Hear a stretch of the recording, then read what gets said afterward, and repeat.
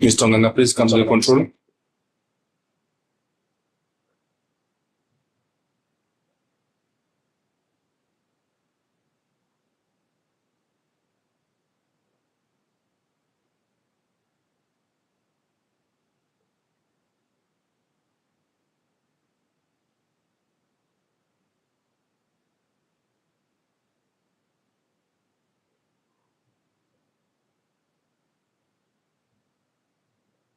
Vladville Oganga to the control room, please.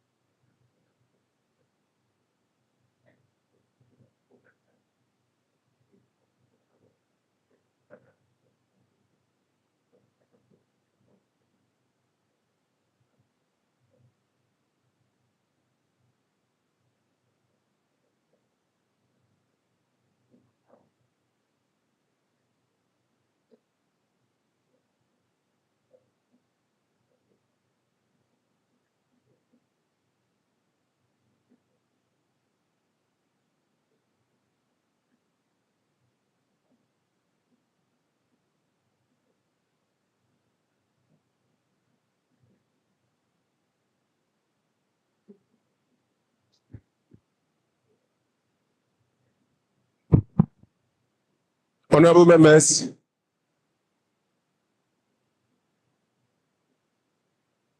Mr. President,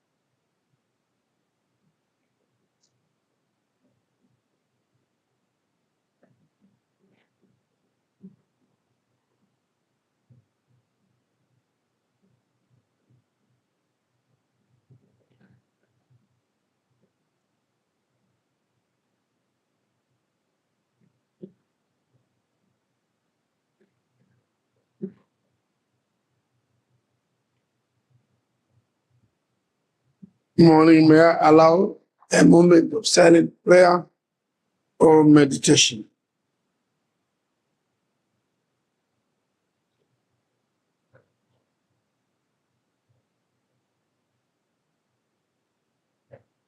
Thank you.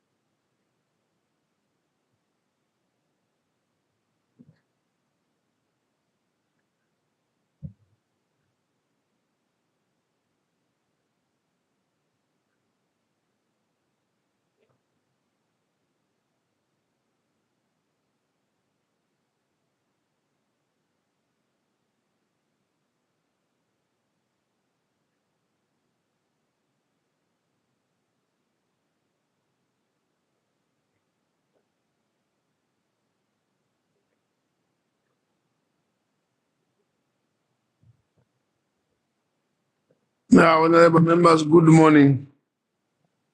Yeah, we're doing consultations because we have new members that need to be sworn in. So I think we are done. So, honorable members, in accordance with Rule 9 of the Rules of Procedure, we shall now swear in new members.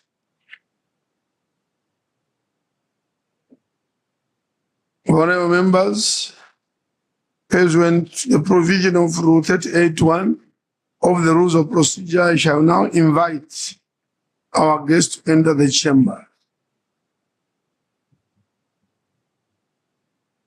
Madam Clerk can call out the names.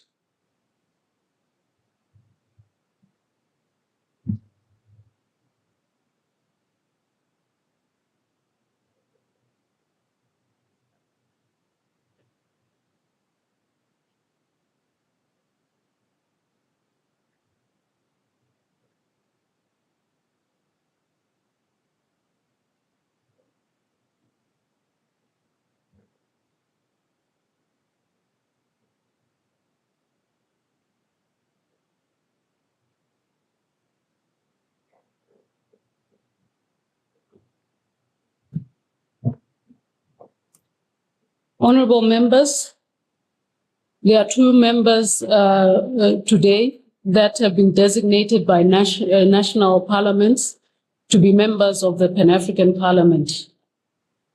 From DRC, Honorable Senator Christine Kantempa.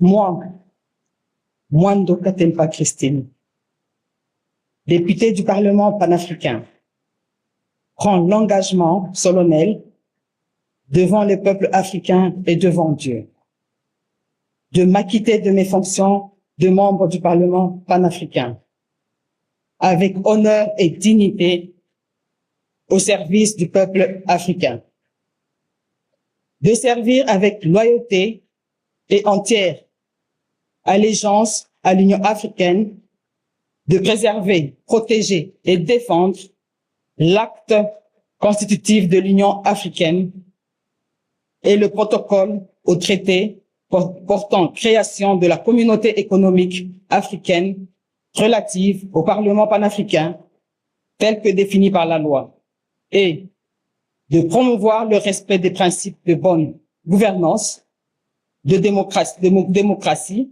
ainsi que ceux relatifs aux droits d'honneur, au droit international, humanitaire, à la paix, à la stabilité et aux objectifs du Parlement panafricain. Je jure serment, fait à Madrid, Johannesburg, le 7 novembre 2024. Mwando Katempa Christine.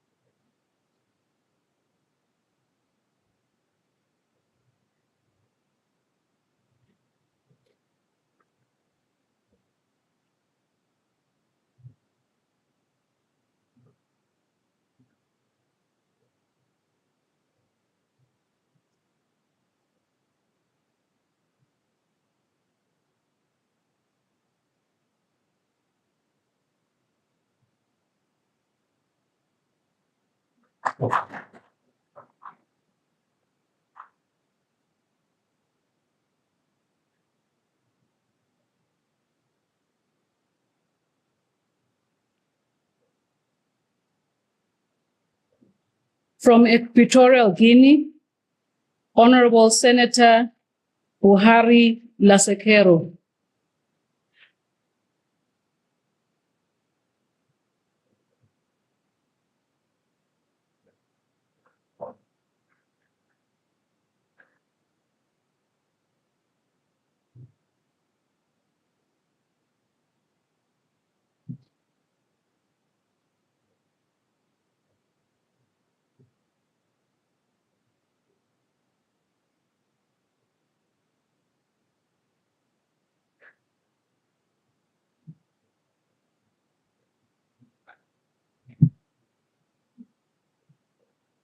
Yo, Purificación Buhari Lasekero, Por la presente juro, declaro solemnemente que desempeñaré mis funciones como miembro del Parlamento Panafricano con lo mejor de mi capacidad, honor y dignidad al servicio de los pueblos de África.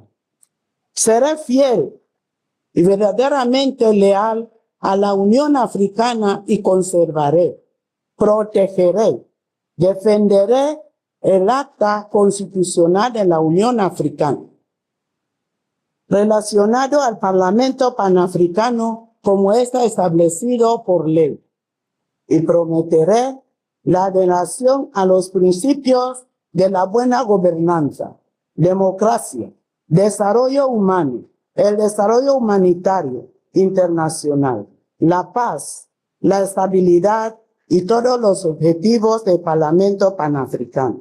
Y que Dios me ayude.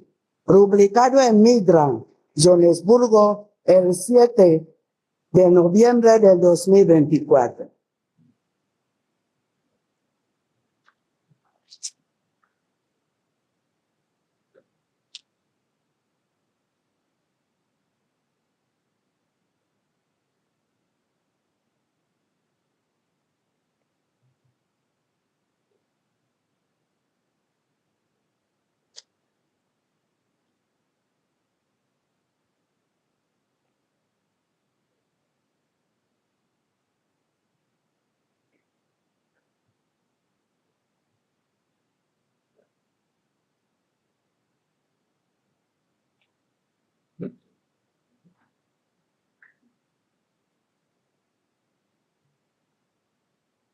Honorable President, this brings to the end the list of members designated by national parliaments as members of the Pan-African Parliament.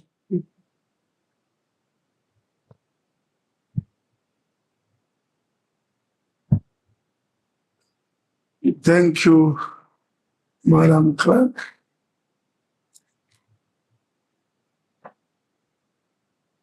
May I now, Yusuf, please enter the chamber.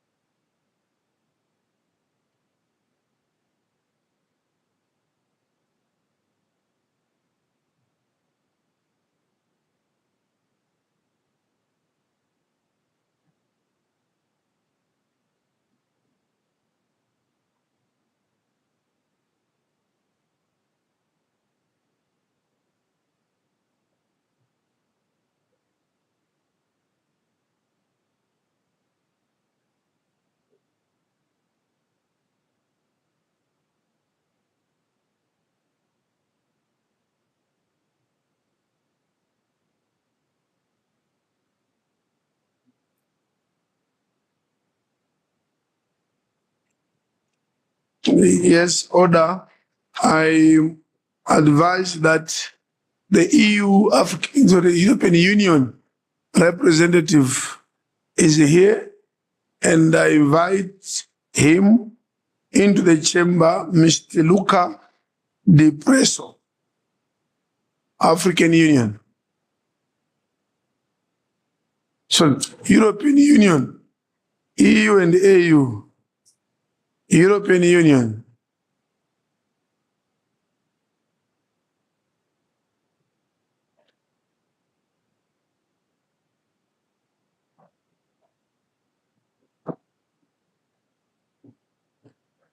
Plan.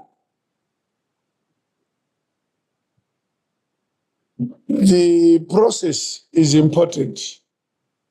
In the process, we ensure that you, the parliamentarians, own the strategic plan, own in terms of design, content, and implementation.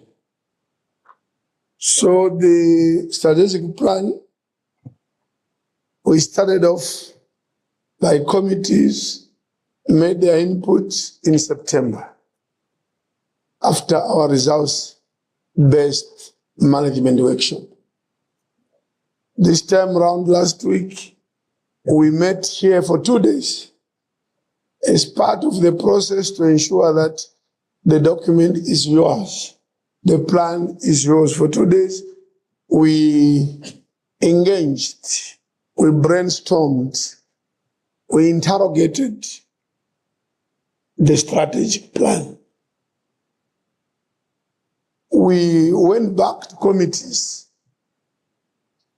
yesterday to do some refinements arising from the 2-day engagement and the issues which were raised during the 2-day engagement of all parliamentarians in this parliament. So after committees yesterday, the comments, directions were then included, or the document was refined further by our experts, or I want to call them assistants.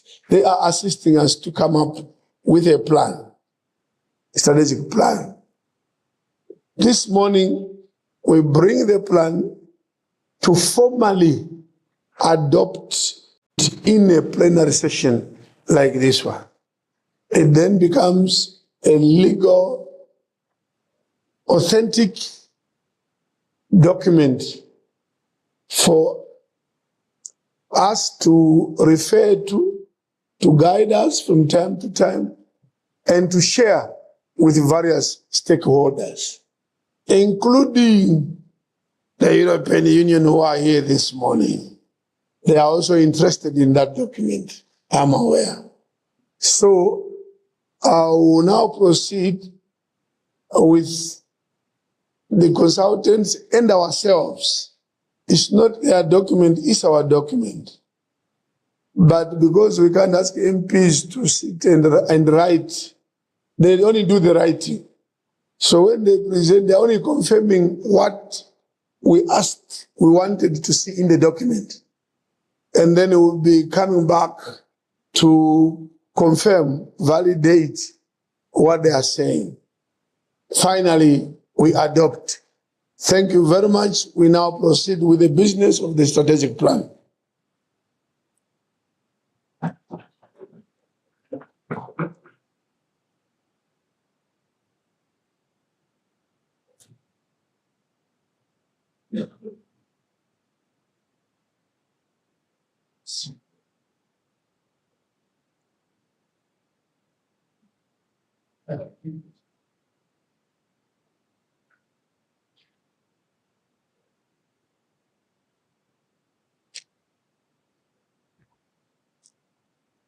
Honorable President and honorable members of the Bureau, members of Parliament, I would like to invite to present as a preparatory presentation to the debate of this House, Dr. Remember Miamingi, to present the summary of the presentation of the draft PAP Strategic Plan 2024-2028, and the input that was made by members at the last workshop.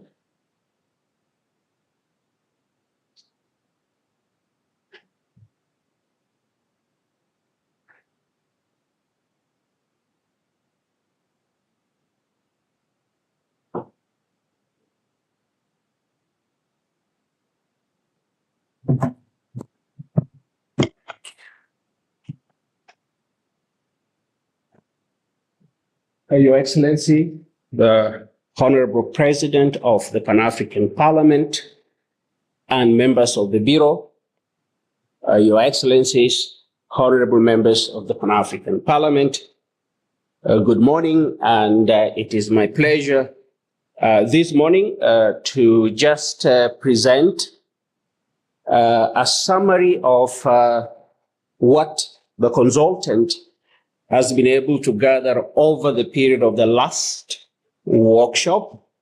The purpose of this presentation is to document, but also then validate if we've been able to incorporate accurately feedback that were provided during the strategic workshop.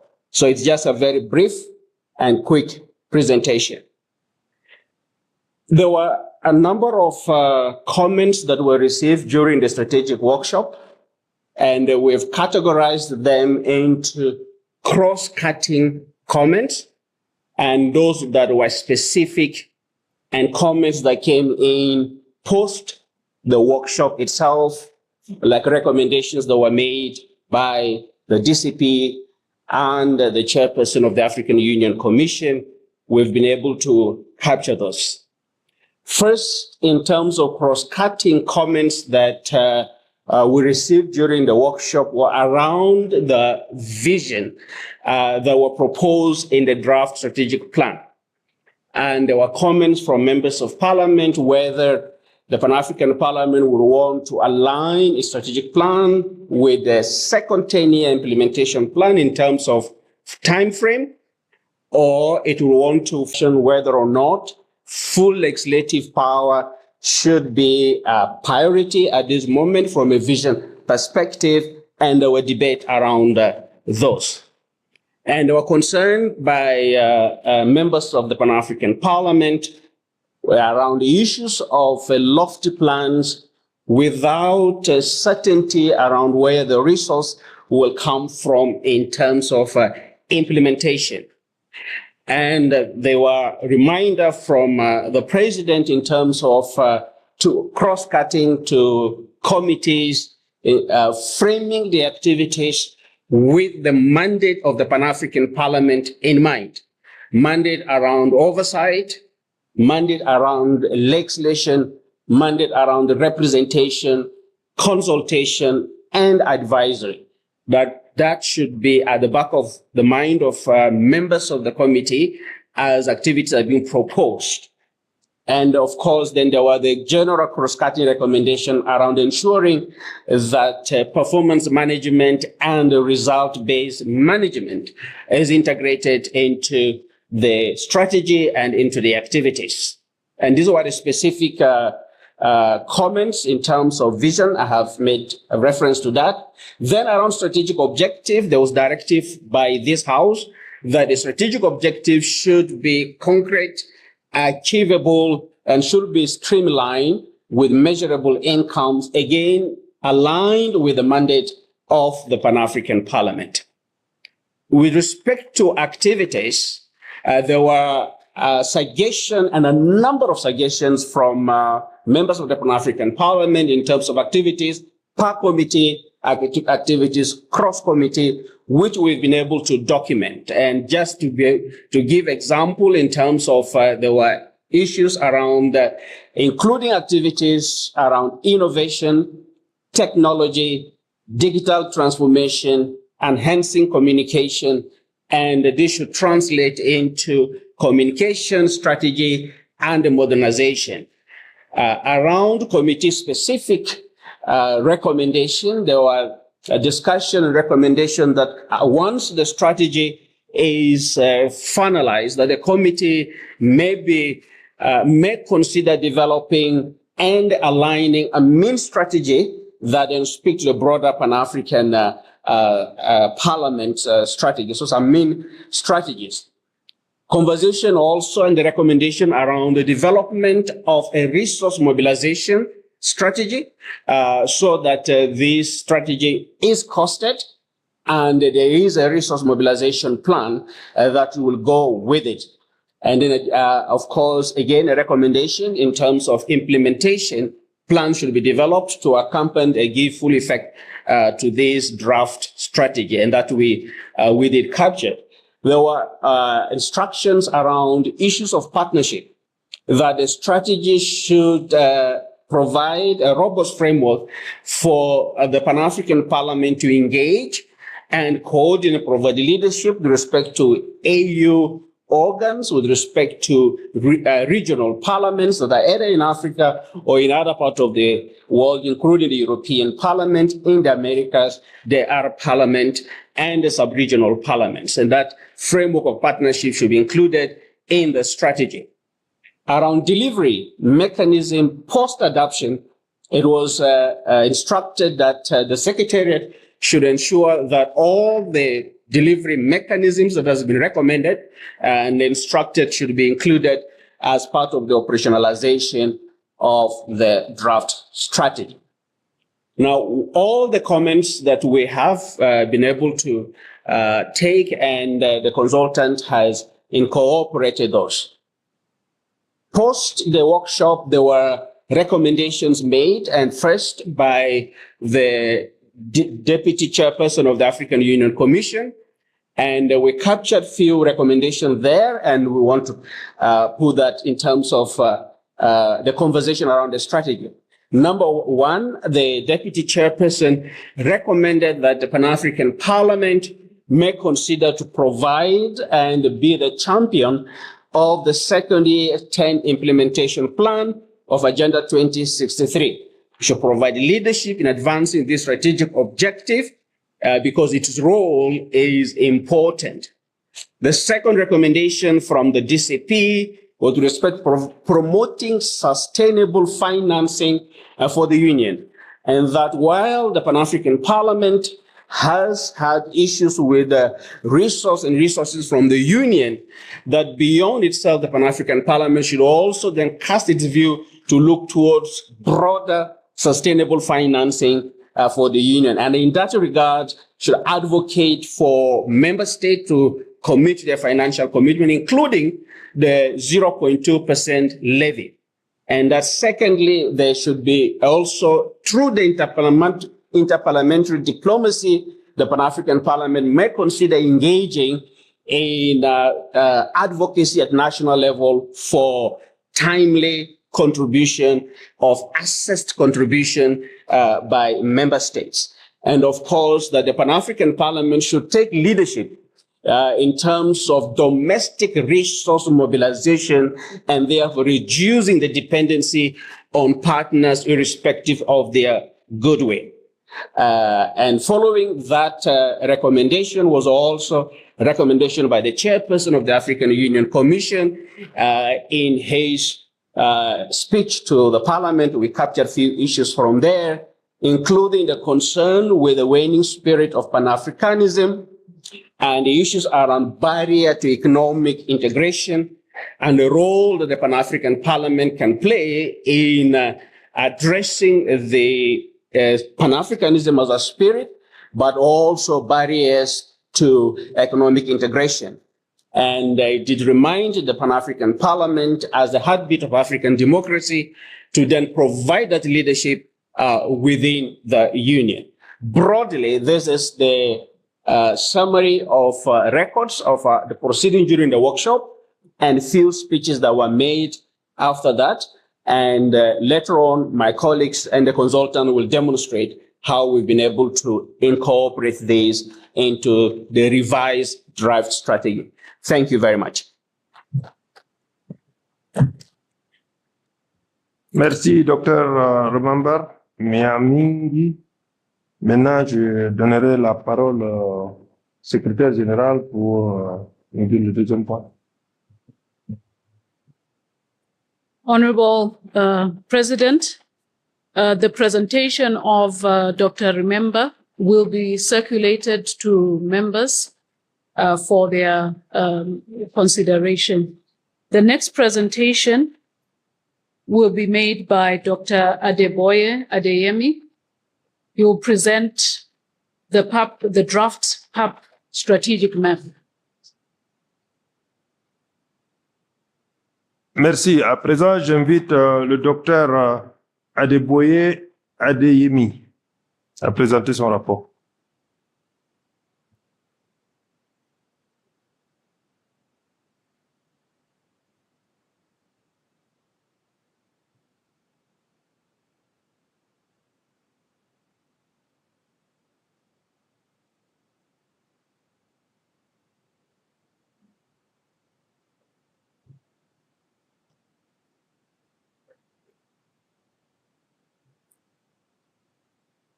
Yes, Mr. President.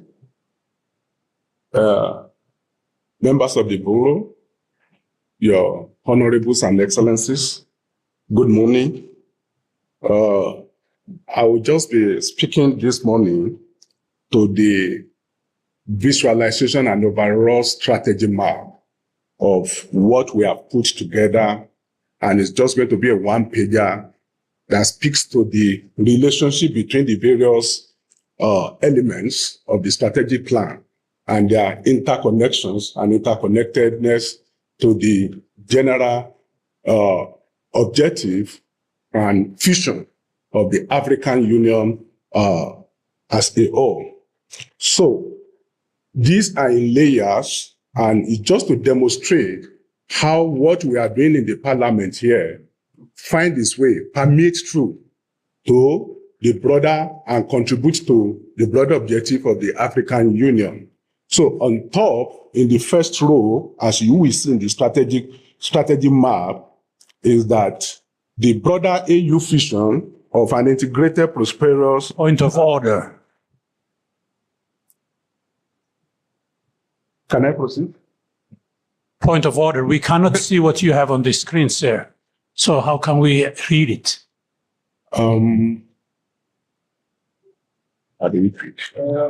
Honorable, la secrétaire générale vient de vous informer que vous aurez le document de la première présentation. Vous pouvez aussi patienter pour que le présentateur présente le rapport et puis après, vous aurez le document.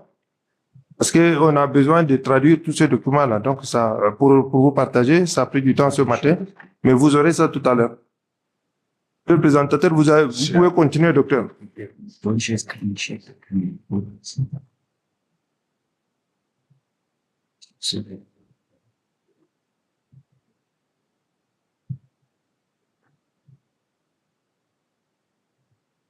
On vient de m'informer que ce document, vous l'avez. C'est dans le document que vous avez ramassé, vous avez pris ce matin. Donc, tout le monde a ce document, je pense. Yes, only one. Et en toutes les versions. Everybody. Okay, is this better now? It's not sure. Vous pouvez continuer, docteur. C'est bon, tout le monde a le document. On a envoyé par email et tout le monde a le document devant lui. Vous pouvez continuer, docteur. On s'excuse. So, can I proceed? Please. Okay. Thank you very much, Mr. President.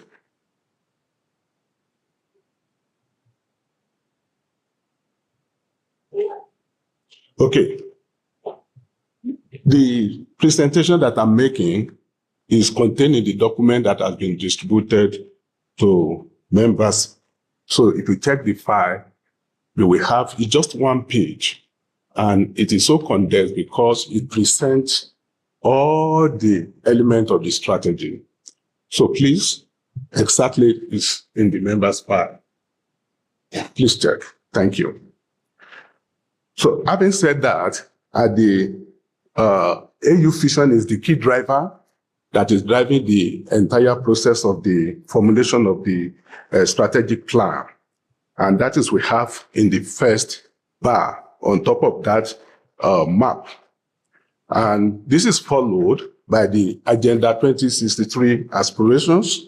There are 7 of them, which tend to give actions to the AU vision. And then the second year term implementation plan, which is currently being implemented by the African Union, with also having a 7 moonshot, which is the target that the second year implementation plan tend to achieve. So these 3 basic documents are the driver of the PAP vision. So the PAP vision comes below that and followed by the PAP mission. The essence of showing this is to show how the layers are interconnected and that the work we do as parliamentarians is helping to contribute to the achievement of the second year term implementation plan of the African Union, as well as also helping to contribute to the achievement of the Agenda 2063. Let me go to the strategic objectives. The strategic objectives have been formulated on 4 key pillars, which are then driving the indicative activities. So for the strategic objective of the current plan that is being presented today, first is to develop model laws for harmonizing legislation to advance development and economic integration. And second, to oversight AU policies, plans, programs, and budget. And also to strengthen PAP's representative role in continental decision-making processes. And the fourth is related to your internal processes and systems in terms of strengthening PAP's institutional capacity, operational efficiency, financial sustainability. Below that, you see some boxes which look at the indicative strategic actions. The indicative strategic actions are highlights of key strategic activities that have been manifested through the various committees. But it's important to mention that this is not exhaustive. It's just a demonstration of key activities that are important that will help to attain the objectives. And those objectives have corresponding results, intermediate results for the continent. For instance, if resources are available and we implement these strategic activities, then under the strategic objective 1 of developing model laws, the Parliament will be contributing to helping to improve legal harmonization across member states.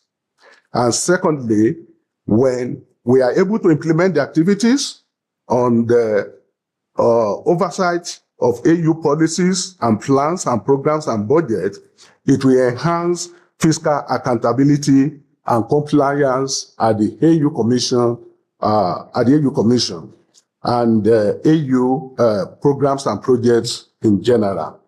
And then, when we strengthen the PAP's representative role in continental decision-making processes, it will help to increase PAP's influence on AU policy-making and implementation processes.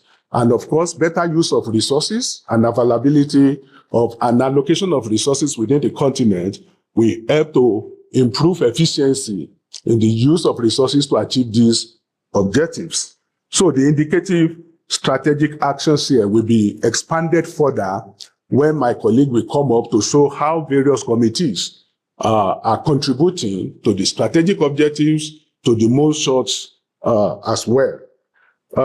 All of these rests on the enabling environment of optimal human and institutional capacity, and those are listed below the table. So in a nutshell, this gives us a visualization of the entire interrelationship and connections between what we do as Parliament and the attainment of the African Union objectives through its strategic plan as well as Agenda 2063. Thank you very much for your attention.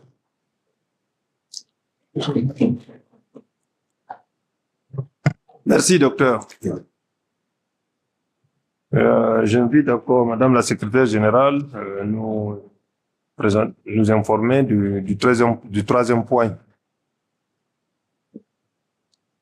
Honorable President, the next presentation will be a presentation on the committee activity matrix, which highlights the priorities of each committee as represented by the committees themselves in their meetings. This will be presented by Madame Josephine Edim. Merci. À présent, j'invite Madame Joséphine Etima à présenter son rapport.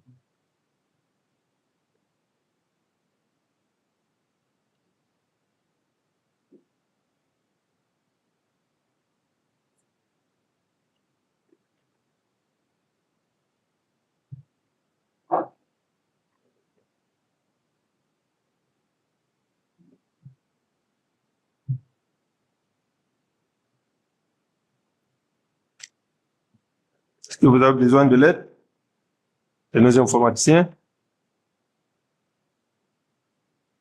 Si madame la secrétaire générale peut intervenir.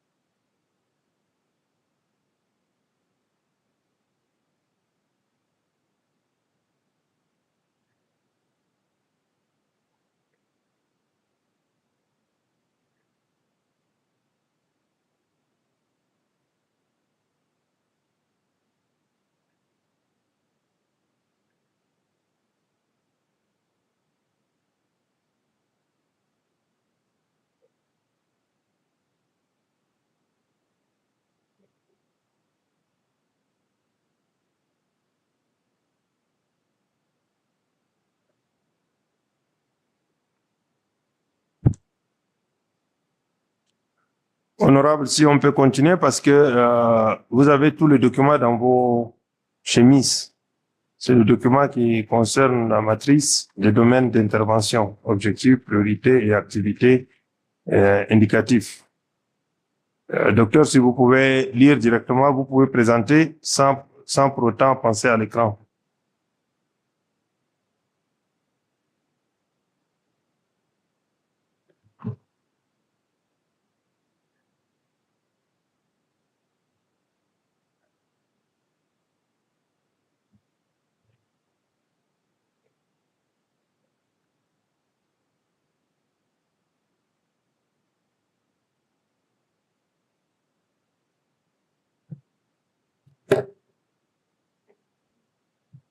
Good morning.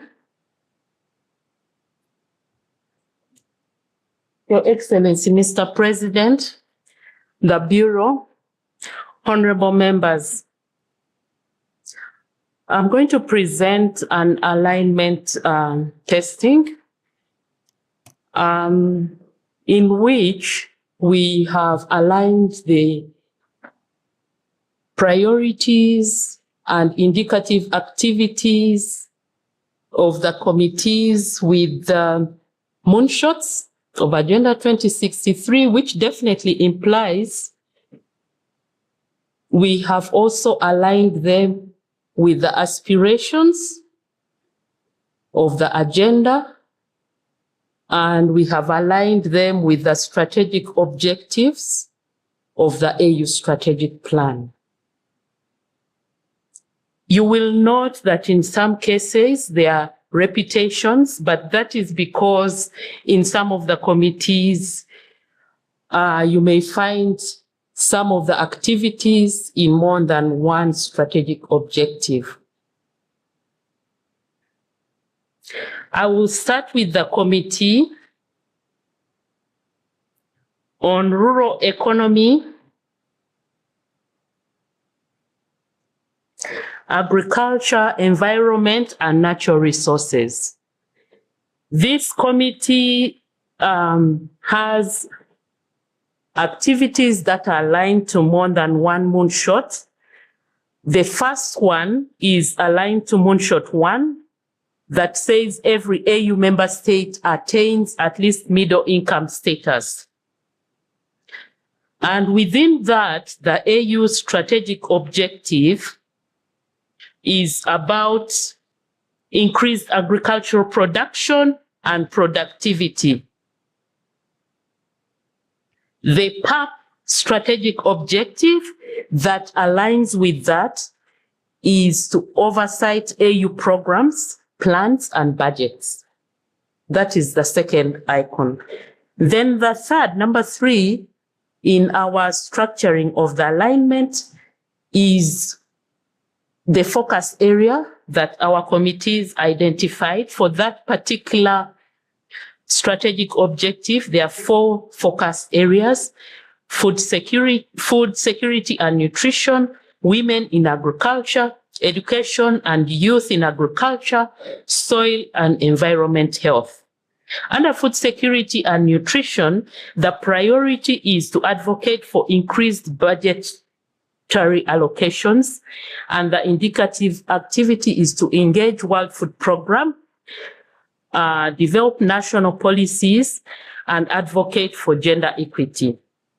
Within the focus area of women in agriculture, the priority is to organize cooperatives, improve representation, and promote gender responsiveness. The indicative activity being to establish related programs for women. Under education for youth in agriculture, the priority is to integrate in education curricula related to agriculture and to promote science, technology, engineering, and mathematics. The indicative activity being to ensure the curricula is developed, science, technology, engineering, and mathematics is promoted, and youth are targeted. That's definitely within the context of agriculture. The fourth focus area is soil and environment health. And the priority is to develop soil model law to promote sustainable health practices and to secure funding. The indicative activity being to finalize and disseminate the soil model law and to conduct awareness campaigns and secure resources.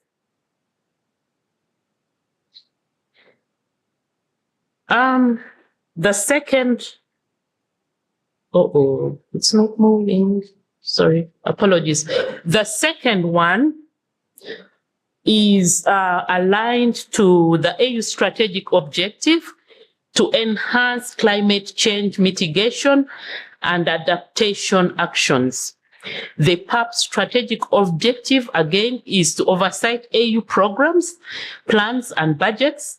And the focus area for the committee is climate change.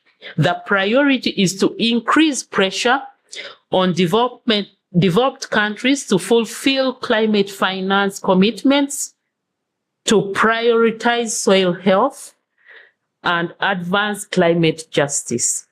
Indicative activities within that priority area are to develop a model law on climate change, to engage in COP discussions, to advocate for debt swaps related to climate finance, and support soil management practices.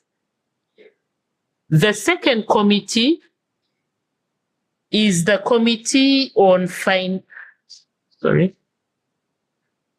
the Committee on Monetary and Financial Matters that aligns with Moonshot 3.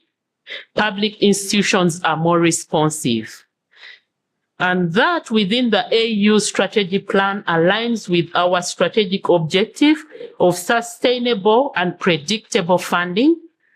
The PAP strategic objectives are two. The first one being to strengthen the Pan-African Parliament's institutional capacity, operational efficiency, and financial stability.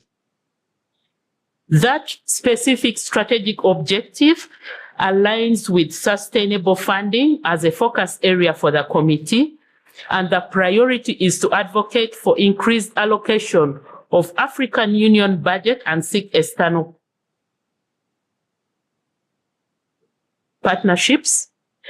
The indicative activity being to set up a task force to explore alternative funding sources, to establish a liaison office in Addis Ababa, and to recruit full-time staff to support activities of the Pan-African Parliament.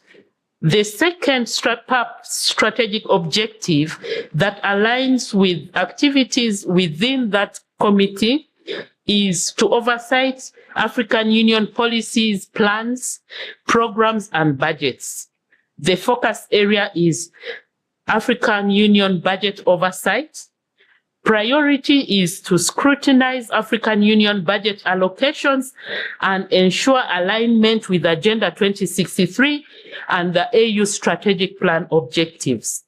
The indicative activities within that context are to develop model laws for harmonized investment choices, to review the African Monitoring, Evaluation and Reporting Tool called AMET, and to engage diplomatically with heads of states to secure Pan-African Parliament's role in budgetary allocations. The other activities fall within the strategic objective of optimal human and institutional capacity. However, they still align with Agenda 2063's Moonshot 3 of public institutions are more responsive. The Pan-African Parliament's strategic objective for that specific one is to strengthen the Pan-African Parliament's institutional capacity, and the focus area is to ensure permanent building for the Pan-African Parliament. The priority is to collaborate with the South African government to construct an iconic Pan-African Parliament building.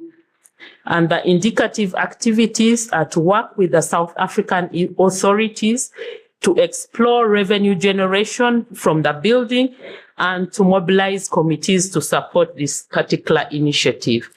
The second set of activities align with the strategic objective to improve operational efficiency, and the African Parliament is to develop model laws. The focus area also is to that model laws for the development agendas, and the priority is to create mechanisms for analyzing AU budget performance and ensure accountability across AU organs. Indicative activities are to conduct specialized workshops, lead legislative drafting efforts, and to conduct consultations to engage stakeholders. Committee number 3. Committee number 3, Committee on Trade, Customs and Immigration Matters. I beg your pardon. Committee on Trade, Customs and Immigration Matters. And this committee's first set of activities align with Moonshot 2 that refers to Africa is a more integrated and more connected continent. The AU strategic objective in that regard is to enhance the implementation of continental integration frameworks, and the Pan-African Parliament strategic objective is to develop model laws for harmonizing legislation to advance development and economic integration. 2 focus areas fall within that particular set of activities. The first one being treaty ratification. And the first set of activities are within the priority to accelerate ratification of the free movement of persons, customs union, common market, the single African air transport market, and the African Investment Bank protocols. Activities are to engage with the regional economic communities, to advocate for implementation of the single African, to advocate for the single African passport, and to monitor ratification processes across member states. The second focus area is on the African Continental Free Trade Area implementation, and the priority is to facilitate the implementation and to promote its achievement for peer learning and cooperation among African nationals. Main activities include conducting fact-finding missions on guided trade initiatives, engaging with the African Continental Free Trade Area Secretariat and regional economic communities. Another indicative activity is to organize workshops for regional business leaders to discuss the CFTA opportunities and challenges. The other set of activities, I beg your pardon, this is another committee. This is committee number 4 on cooperation, international relations, and conflict resolution. For that particular one, the first set of activities align with Moonshot 7. That refers to Africa is a strong and influential global player.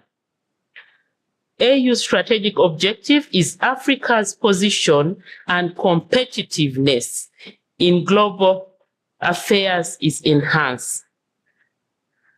The CAP strategic objective is to oversight AU policies, plans, programs, and budgets.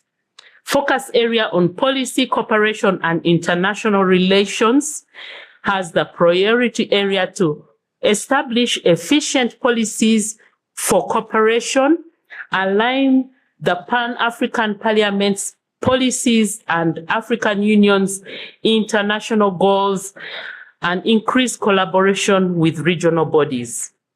Indicative activities are to provide an advisory note on the draft African Union partnership strategy, and to provide an advisory note on the African Union's membership of G20. The other focus area of revision of AU treaties has priority areas to conduct regular reviews of treaties, to recommend updates and ensure relevance of modern challenges in Africa. It has 3 main indicative activities: to form a task force to examine the treaties, to organize workshops with legal experts, to prepare recommendations for treaty revisions, and support peace and security. Excellency, Mr. President and Honorables, the next set of activities for Committee number 4 on Cooperation, International Relations and Conflict Resolution aligns with Moonshot 4 that talks about Africa resolves conflicts peacefully, and that aligns with the AU strategic objective on strengthening conflict prevention mechanisms and tools. PAP's strategic objective remains the same: to oversight AU policies, plans, programs, and budgets. The focus area is on conflict prevention and resolution. The priority is to strengthen conflict prevention mechanisms, support peace initiatives, and promote the Pan-African Parliament's role in peace diplomacy.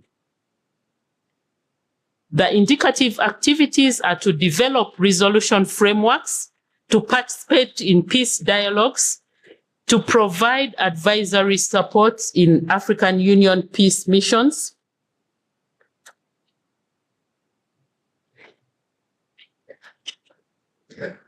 to provide advisory support in AU peace missions, and to facilitate capacity building for conflict resolution in member states. The next committee is that on transport, industry, communication, energy, science, and technology. And that particular one has a number of strategic objectives that align with it. I'll start with the first one. That is to improve transport connectivity. And the strategic objective of the Pan-African Parliament remains the same: to oversight the African Union's policies, plans, programs, and budgets. Focus area is on transport and communication infrastructure. Priority is to review the African Union treaties on infrastructure, support the single African air transport market, and improve regional connectivity. It has 4 main indicative activities: to advocate for the conducting of assessments of African Union infrastructure policies, to monitor the implementation of the single African air transport market, to provide advisory notes for integration of integrated regional transport systems, and to propose model laws for connectivity. The next objective is to improve energy security. The Pan-African Parliament strategic objective is the same: to oversight. Focus area is energy and sustainability. Priority is to support initiatives for clean energy, assess the African Union's energy frameworks, and promote sustainable practices. Indicative activities include conducting site visits to AU energy programs, produce performance reviews on renewable energy initiatives, to collaborate with the African Energy Commission for policy alignment. Another area of activities are to do with promoting industrialization. And honorables, if you, that particular one is within Moonshot 1. Every AU member state attains middle income status. The strategic objective remains the same. Focus area is on industrial development. Priority is to facilitate industrialization policies to assess the performance of the African Union's industrial initiatives and advocate for industry innovation. Indicative activities include visiting the African Union Industrial Research Centers, drafting advocacy notes on industrial policies, providing recommendations for implementing sustainable industrial practices.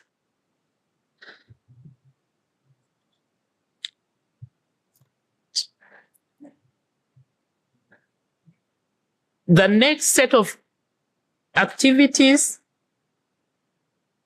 align with Moonshot 7. Africa is a strong and influential player, and that within the African Union strategic objective is to increase investment in research, development, and knowledge innovations.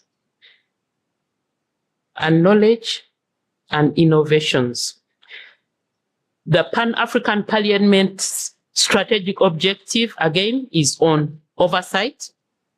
The focus area on science, technology, and innovation has the priority to advocate for policies supporting innovation, research, and technology for sustainable development.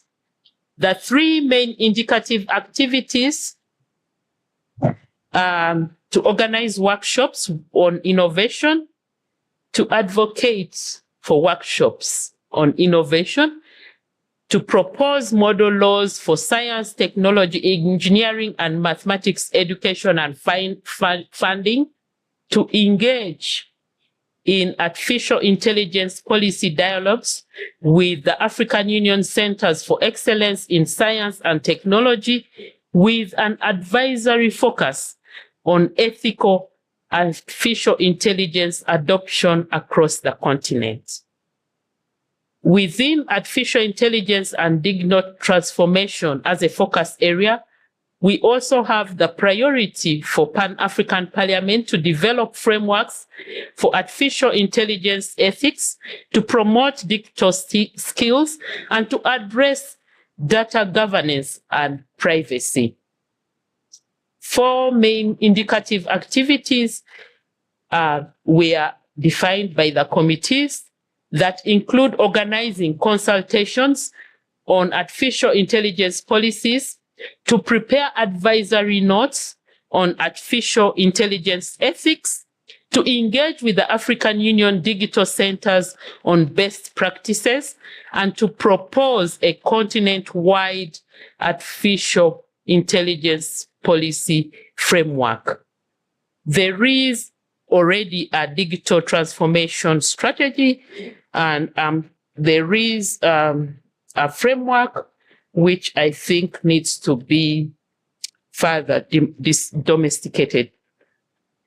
The next committee is on health, labor, and social affairs. And Excellencies, that particular committee activities, the first set fall within Moonshot 6. On African citizens are more empowered and resourceful. The strategic objective for the first set of activities within the AU strategic plan is to increase access to affordable and quality health. The Pan-African Parliament strategic objective is still related to oversight. The focus areas, the first set of activities for health system strengthening as a focus area. And the priority is to provide effective oversight of the implementation of the African health strategy and support maternal mortality reduction initiatives. It has 3 main activities. First, to conduct oversight on the African Centers for Disease Control's activities, to assess the AIDS Watch for Africa programs, and to organize health workshops focusing on the communicable disease control and maternal health initiatives. Under the focus area of public health and nutrition, the priority for the committee is to monitor implementation of health policies under Agenda 2063 and promote programs to combat malnutrition and food insecurity. It has three main activities. The first one being partner with the African Union's Health, Nutrition, and Population Division, assess the cost for food and nutrition in Africa program, and to facilitate parliamentary dialogues on health and nutrition issues. The next set of activities continue within the same strategic objective for the African Union and the Pan-African Parliament, but the focus area this time is on drug control and crime prevention. And the priority area is to promote drug control policies to strengthen crime prevention and protect communities from organized crime.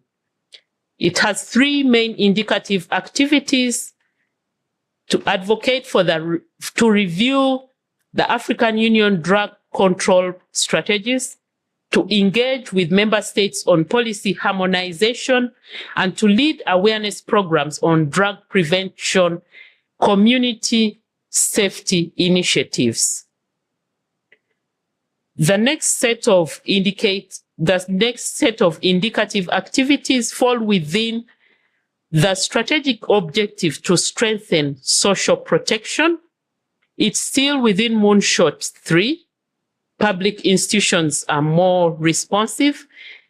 The Pan-African Parliament strategic objective is the same. The focus area is on social protection and welfare. Priority is social initiatives for social protection, labor standards, and migration policies are aligned with the Ouagadougou Plan, Action Plan.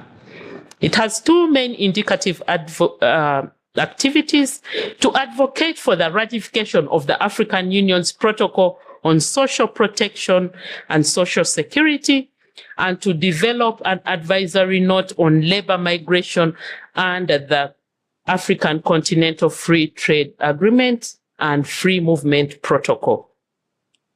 The next strategic objective takes us back to Moonshot 1, where every AU member state is a middle or high income category.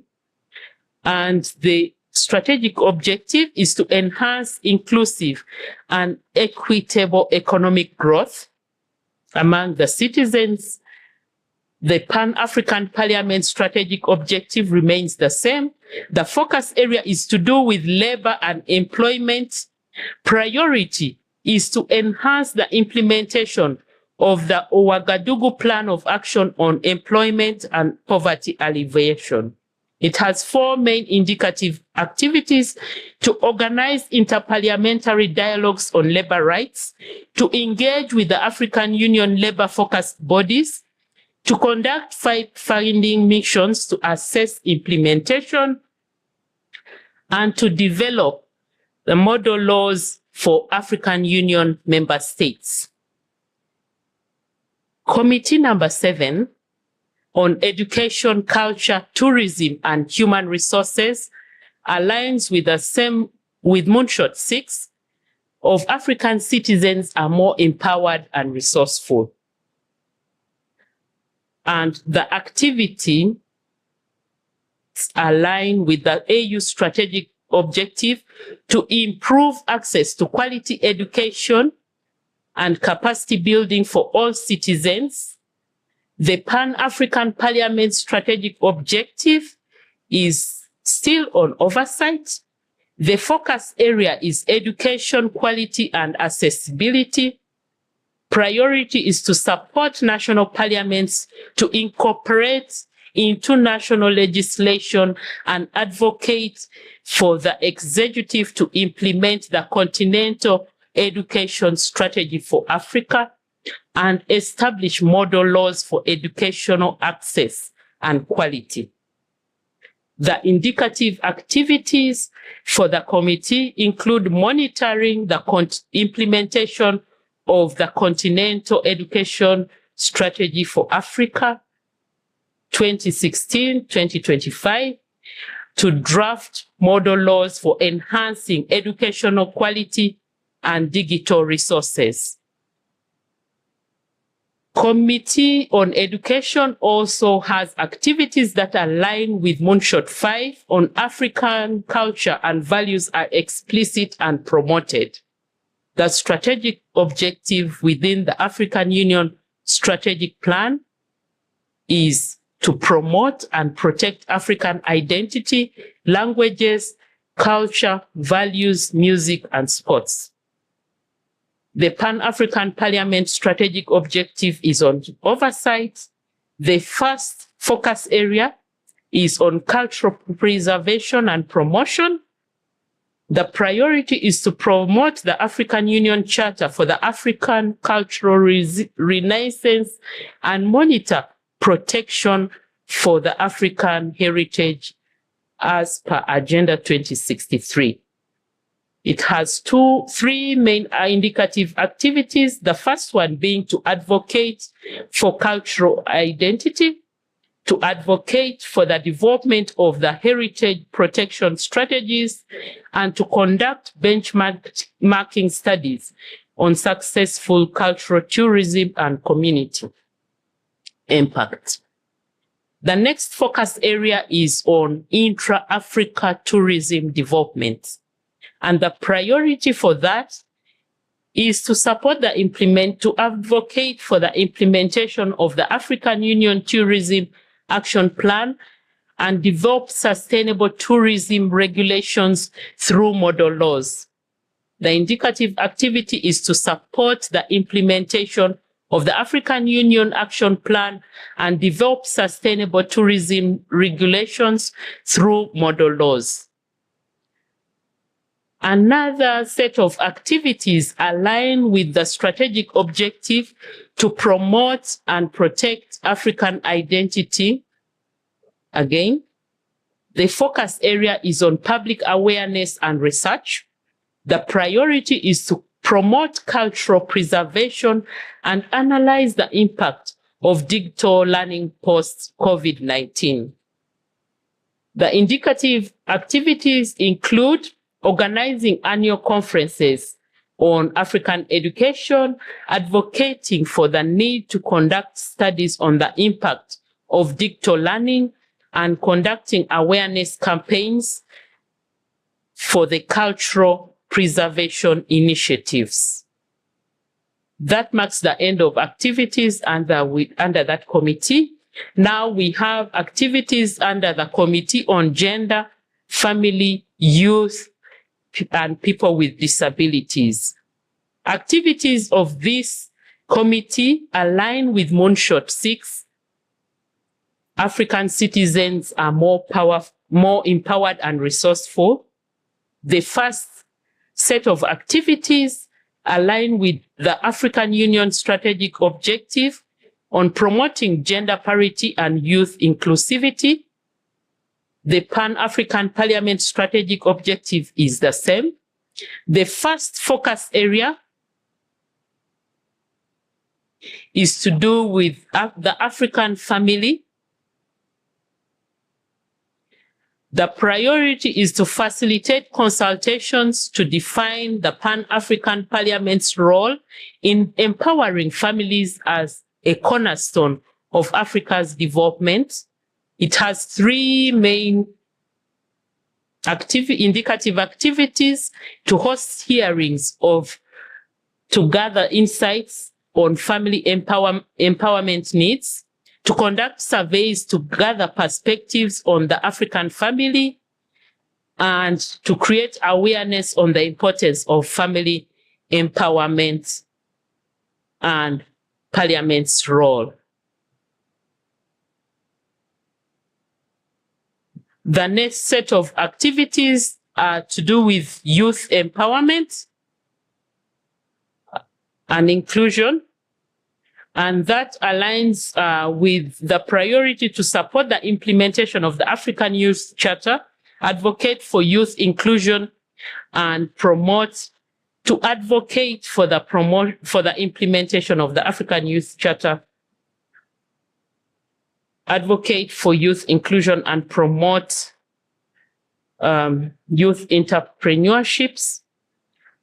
The indicative activities are to draft model laws to promote youth entrepreneurships, to conduct regional fora on youth engagement, to strengthen oversight of the African youth programs, ensuring youth representation in decision-making.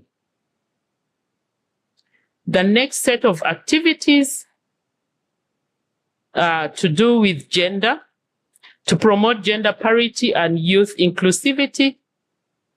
That's the African Union strategic objective, and the focus area is gender equality and women's leadership. The priority is to advocate for the gender equality strategy and implementation of that strategy. The main activities are the implementation of the gender,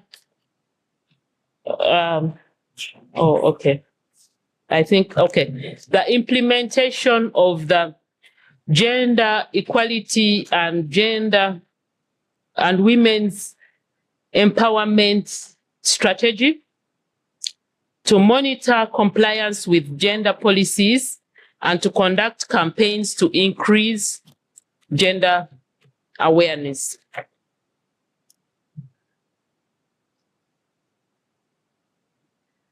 The next set of activities are related to the focus area on disability rights and inclusion. The priority is to propose legal instruments. Those are model laws and protocols to ensure the protection and advancement of the rights for people with disabilities across Africa. The indicative activities are stakeholder consultations, drafting disability rights model laws and protocols, the protocol on disability inclusion, and awareness and sensitization campaigns.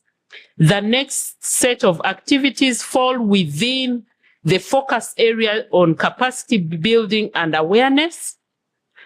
And the priority for the committee in that is to build the capacity of the Pan-African Parliament to support gender, youth, and disability initiatives.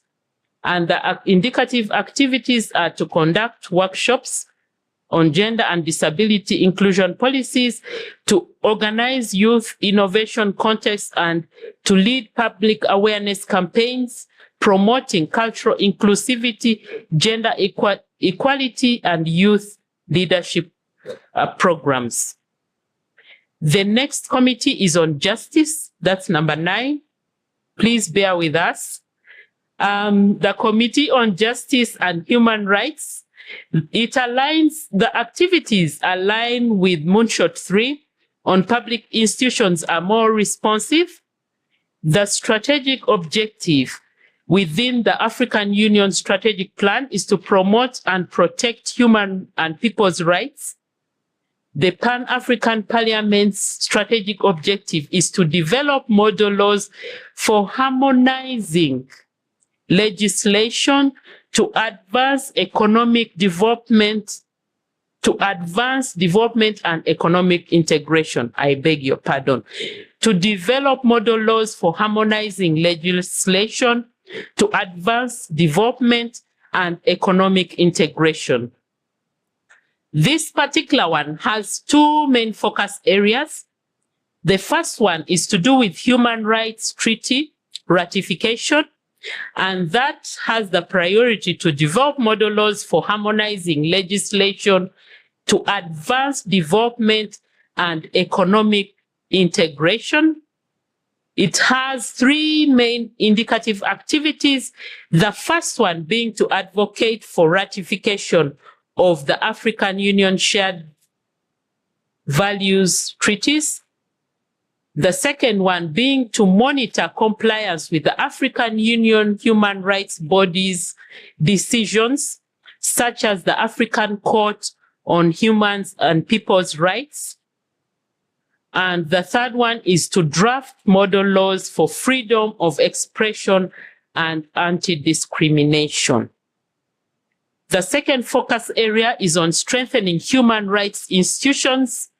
The priority within that context is to advocate for increased funding for the African Commission on Human Rights and Human and People's Rights, the African Court, and the African Children's Committee, and evaluate effectiveness of human rights policies.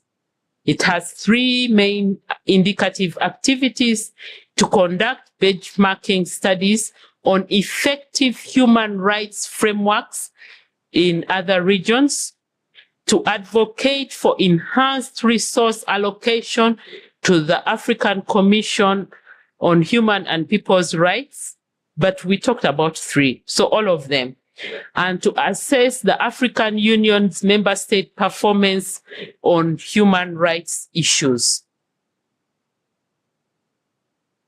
Another set of activities aligning to Moonshot 3 again have the focus area on the rule of law and anti-corruption.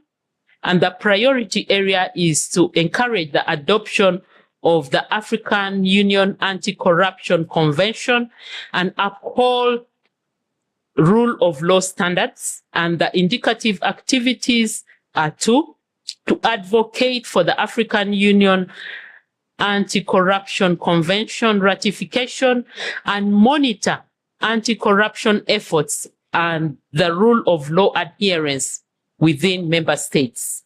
The second one is to draft model laws on anti-corruption aligned to the African Union and international standards. The second focus area within that set of activities is capacity building and monitoring. The priority is to organize annual reviews of human rights compliance, train national human rights institutions, advocate for the training of national human rights institutions. And the indicative activities are to conduct annual reviews of the African Union human rights compliance, to facilitate training sessions, to advocate for training sessions of national human rights bodies, and to prepare oversight reports on the African Union Anti-Corruption Convention. The committee number 10 is on Committee on Rules and Privileges. We are getting there. The African Union strategic objective is to increase operational efficiency. The Pan-African Parliament's objective is to strengthen the Pan-African Parliament's institutional capacity. 2 main focus areas are outlined there. Internal governance and accountability. Priority is to strengthen the Pan-African Parliament's rules of procedure, enforce the code of conduct, and introduce clear rules and sanctions. Indicative activities are 3, mainly: host workshops to review the Pan-African Parliament's rules of procedure, develop mechanisms to enforce compliance,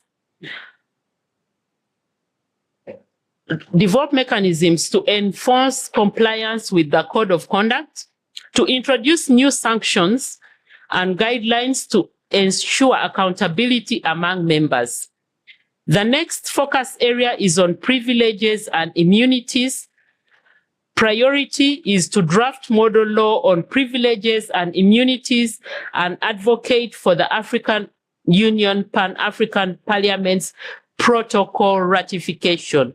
The main indicative activities are to organize workshops on ethics and discipline, to establish a peer review system for governance, and to develop a monitoring and evaluation framework to assess privileges and immunities. Within the same Committee on Rules, Privileges and Discipline, we have other sets of activities within the same strategic objectives for the African Union and the Pan-African Parliament. but with the focus area on inter-committee collaboration, the priority is to develop guidelines for efficient inter-committee collaboration and strengthen the Pan-African Parliament's role in the African Union's policy oversight. It has a number of activities that include drafting guidelines to enhance inter-committee collaboration, overseeing the African Union's policy implementation within the Pan-African Parliament, to hold peer review sessions, and to conduct benchmarking studies. Within the focus area on capacity building in ethics and discipline, the priority is to do with conducting training on parliamentary activities, discipline, and the importance of internal accountability mechanisms. It has a number of activities that include organizing advocacy efforts for the Pan-African Parliament Protocol adoption, developing monitoring and evaluation systems, and the next one is the next set of activities are for the last but not least Committee on Audit and Public Accounts. The activities of this committee, the first set align with the Moonshot 3 on public institutions are more responsive. The African Union strategic objective is to do with improving and streamlining revenue streams. The first set of activities align with the Pan-African Parliament's objective on oversight, and the focus area within the committee is to improve and streamline revenue streams. The priority is to provide effective oversight over the financial operations of the Pan-African Parliament. The indicative activity is regular review of audits of the Pan-African Parliament budget, expenditure, and implementation. The next focus area falls within strengthening the Pan-African Parliament's institutional capacity, operational efficiency, and financial stability. The focus area is monitoring implementation of the Pan-African Parliament's programs and activities. The priority is provide effective oversight over the financial operations of the Pan-African Parliament, and the indicative activity is to review performance audits on Pan-African Parliament and review performance audits on the Pan-African Parliament and the African Union to ensure value for money, evaluate financial and operational efficiency of projects, and support the Pan-African Parliament organizational structure reform. The next set of activities fall within financial oversight. The African Union and Pan-African Parliament strategic objectives remain the same. And the priority for the committee is to conduct regular assessments and audits on financial practices. The indicative activity is to conduct a performance audit of the Pan-African Parliament to evaluate financial operations, adherence to budgetary standards, and alignment with strategic objectives. The next focus area is on monitoring, evaluation, and learning. And the priority is to enhance mechanisms for continuous improvement and accountability. And the indicative activity is to develop and strengthen internal monitoring, evaluation, and learning systems to ensure financial and operational efficiency within the Pan-African Parliament and AU programs. The next one still falls within the strategic objective to improve and streamline revenue streams. And the Pan-African Parliament's strategic objective is to strengthen the Pan-African Parliament's institutional capacity, operational efficiency, and financial stability. The focus area is advocacy for the host agreement compliance. The priority area is to engage the host country to secure adequate support for Pan-African Parliament's operations and development goals. And the indicative activity is to strengthen the Pan-African Parliament's advocacy within the host government for alignment with the headquarters and host agreement, ensuring logistical and financial support for the Pan-African Parliament's initiatives. The next set of activities are to do with the strategic objective of the African Union on reducing illicit flows. Pan-African Parliament's strategic objective is to develop model laws for harmonizing legislation to advance development and economic integration. The focus area is good governance and anti-corruption initiatives. Priority is advocate for ratification of the African Union Convention on preventing and combating corruption, and the indicative activity is to promote AU instruments to promote the use of AU instruments against corruption, partner with anti-corruption agencies such as the African Union Advisory Board on Anti-Corruption, the Pan-African Network on Anti-Corruption Authorities, the AfroPac, and the AfroSci for audit.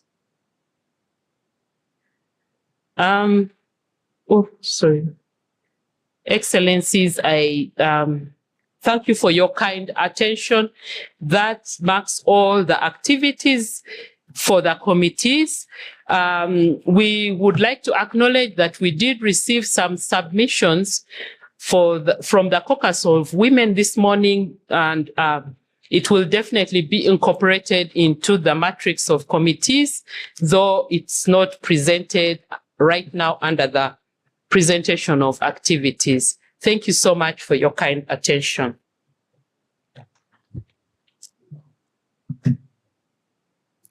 Thank you very much.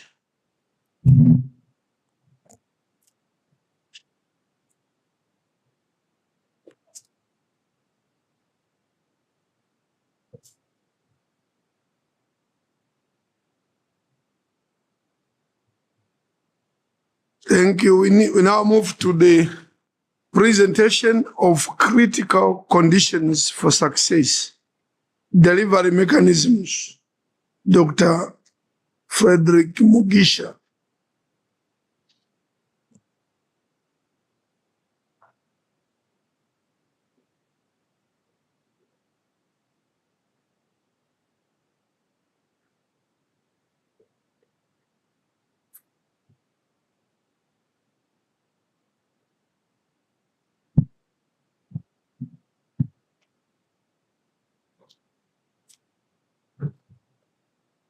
Mr. President, thank you very much.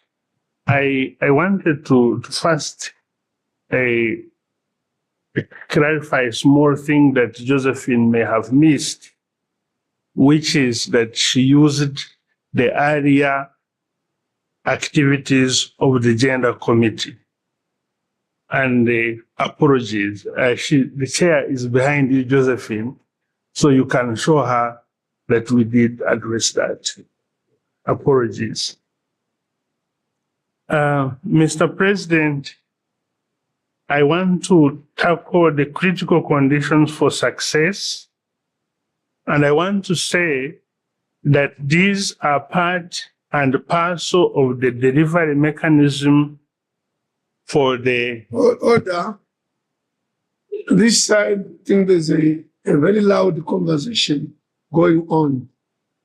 It is honorable if you want to share something, you can go out, talk, and come back in the chamber. Thank you. Okay, Mr. President. So these are part and parcel of the delivery of the strategic plan. If you look in the documents that you have, on page 47 of the English version, you will see that there are 10 critical success factors that have been, page 47 in the English version, you'll see that there are 10 critical success factors that have been included. For purposes of this presentation, we collapse them into 3 broad categories.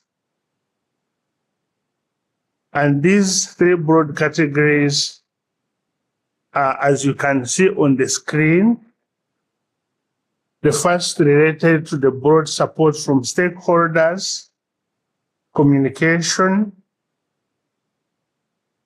and our ability to become flexible in terms of making sure that we are delivering the strategic plan.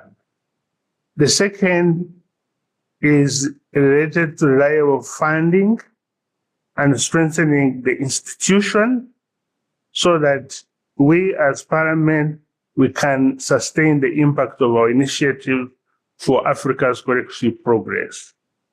And the last one is a strong commitment and alignment to the AU priorities across all levels of governance, whether this has to be at the local level, at the national level, at the REC level, as well as the continental level. I will take you through each of them briefly to give you a sense of the issues that are emerging in that respect.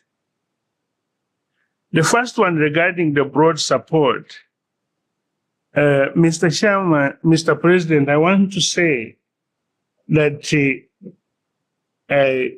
my sense is that we should be able to ask stakeholders to support the Pan-African Parliament, which is in the process of being the legislative arm of a continental body.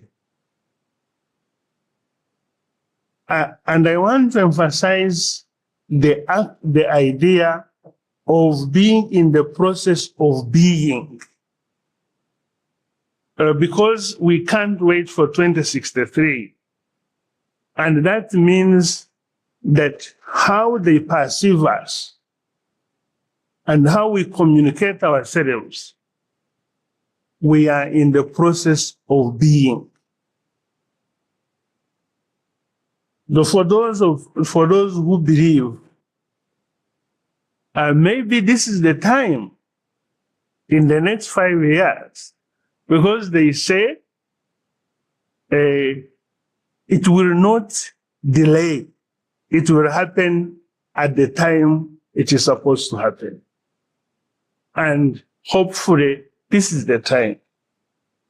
So, Mr. President, the broad support has to be pushed at that level. And we have to communicate clearly, including the idea of ratification, but also being able to learn as we go and being flexible in the way we take things forward. The second broad categorization, Mr. President, is the idea of funding. And we heard very clearly from Madame Monique Savaganwa, that in addition to looking after ourselves, creating a resource mobilization strategy, the world is looking at PAP to be able to support through its functions the fact that the resources are available, to make sure that funding is available for us as a continent to move forward. And I wanted to say a little bit about the institutional strengthening aspect. I was very pleased, Mr. President, to see that some of the committees, for example, are thinking about, I don't want to say take the horse by its horn, or I don't want to say that, but I want to say that they are, for example, I saw that one of the activities that is being proposed is to undertake analysis of the AU budget, and that analytical capacity is needed in this Pan-African Parliament, because once you analyze it and you put it on your website, there's no one who is going to stop you. But it can be used as a basis for us to continue in the process of being. Finally, Mr. President, it is about the alignment. Madam Josephine has shown how indeed the alignment is being done across the moonshots. That's a good thing. But for Africa's collective progress, we need everybody to push in the same direction. Whether it is a local authority, when they are developing their own plans, they should think Africa. If it is a national plan, they should think Africa. If it is the regional economic community plan, they should think Africa. The continental plan is already thinking Africa. It is only when we have this collective alignment across all levels and across partners, including the European Union, including the United Nations, that we can be able to move faster. And Mr. President, it is partly the responsibility of this Pan-African Parliament to actually push and hear how the different partners that are supporting the continent are aligning to our collective progress as we want it. Thank you very much for this time, Mr. President.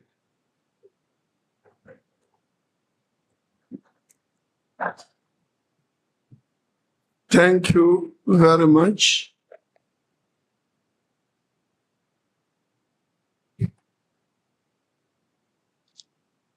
Yeah, this is the end of presentations before debate. We now move to the debate. I have a list of 11 plus additional, 5, maybe 16, 17. I give the floor to Honorable Yusuf Mohammed Al-Fakri, Libya. السلام عليكم ورحمة الله وبركاته. شكرا سيد الرئيس على إتاحة الكلمة لي. بداية أود أن أشكر المقدمين لهذا العرض الصباحي فيما يخص الخطة الاستراتيجية الخاصة بالبرلمان الأفريقي. أشكر كل الذين شاركوا في تقديم هذا العرض وكل حسب صفته ومكانته فيما يخص التقديم لهذا العرض. السيد الرئيس والأخوة الزملاء، أنا عندما سمعت بأن هناك خطة استراتيجية فكنت أتوقع أن هذه الخطة سوف تكون شاملة الأدوات والحلول، وكذلك شاملة الآليات الخاصة بكيف يتم تطبيق هذه الاستراتيجية.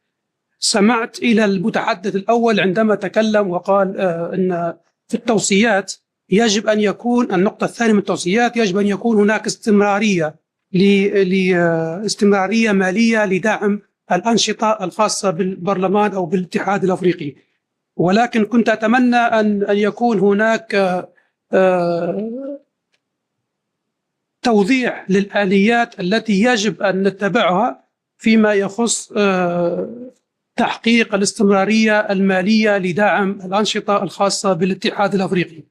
سمعت المتحدث الأخير يتكلم عن آلية العمل، وكان في أحد توصياته يتكلم على أن يجب أن يتم الضغط على الدول وكذلك الشركاء بحيث يدعموا هذه الخطة. نعرف نحن الآن القارة الأفريقية عندما قررت أن تستقل وتصبح قارة باتحادها، كان المفترض نحن كدول أفريقية وكأفارقة أن يكون لنا استقلالية في كل شيء. عندما نعد خطة استراتيجية ونتحدث على أو نطلب من الدول والشركاء أن يدعمونا، فهذا يعتبر تقصير منا كدول وكذلك كمؤسسات أفريقية. لذلك أنا تمنيت من السيد المقدم العرض الأخير عندما تكلم عن الآلية أن يحدد لنا الخطوات أو الأفكار التي يجب أن نتبعها فيما يخص تطبيق هذه الآلية. وشكرا سيد الرئيس. Thank you.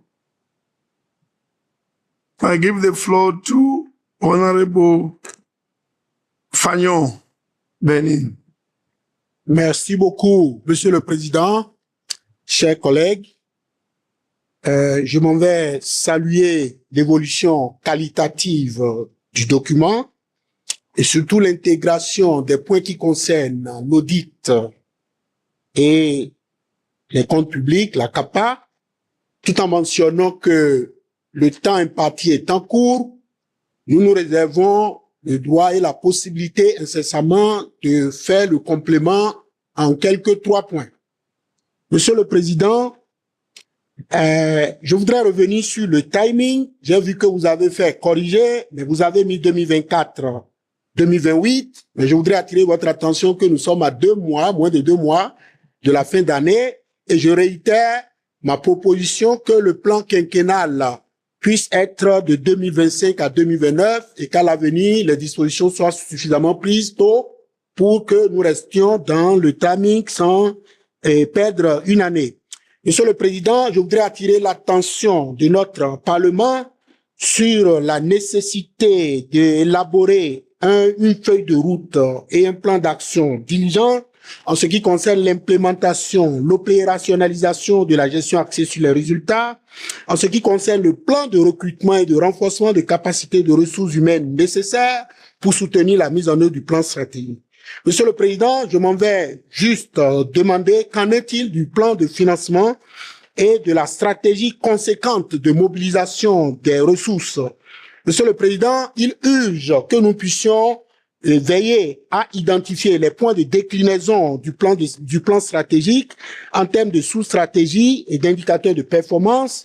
De la même manière, à bâtir une matrice que je pourrais appeler cadre de collaboration formelle entre le pape et les différentes commissions ainsi que les organes de l'Union assortis d'un budget pour éviter qu'ils continuent de nous parler de redondance. Monsieur le Président, j'en ai fini. Merci beaucoup.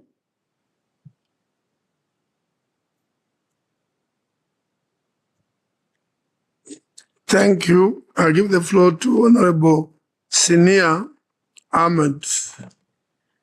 شكرا السيد الرئيس. أنا بدوري أشكر المقدمين وأريد أن أقول ملاحظة أولية على أنه عرض الاستراتيجية أو البرنامج كان يجب أن يكون بعد عرض تقييم أداء البرلمان خلال السنة. عرضه يجب أن يكون قبل عرض البرنامج أو الاستراتيجية لأنه يساعد الفهم ويساعد في فهم المبررات وجود البرنامج أو وجود الاستراتيجية. هذا من حيث منهجية العرض. فيما يخص أعتقد بأنه الوثائق الموجودة عندنا لا نستطيع الاستفادة منها لأنها ترجمة رديئة ومخلبطة والتصفيف أيضا مخلبط وعائمة. وفيما يخص سياقة هذه أنا أقترح على أنه هناك يعني عائمين في استراتيجية بين 63 و25 في الوقت اللي أنا أقترح على أنه استراتيجية البرلمان أو خطة العمل يجب أن تبرمج أو تهيكل على سنة حسب أداء السنوي، أو والله زيادة عنصر ثالث هو تهيكل على عهدة 3 سنوات. وهذا كله في إطار الاستراتيجية العامة للاتحاد الإفريقي اللي نكرروها كل سنة ونكرروها كل شهر بطريقة عمومية لا تساعد على التنفيذ ولا تساعد على التقييم.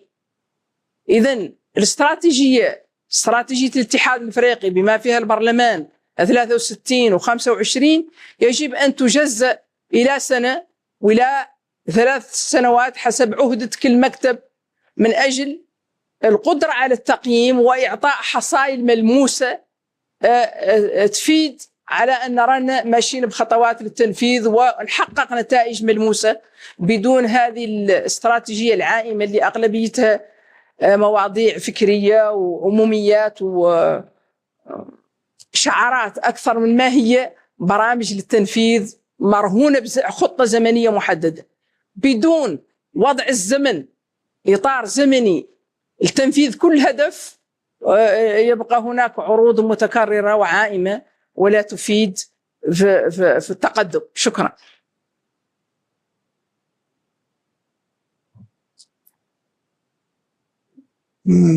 Thank you, Honorable Mamelo Poko, Lesotho.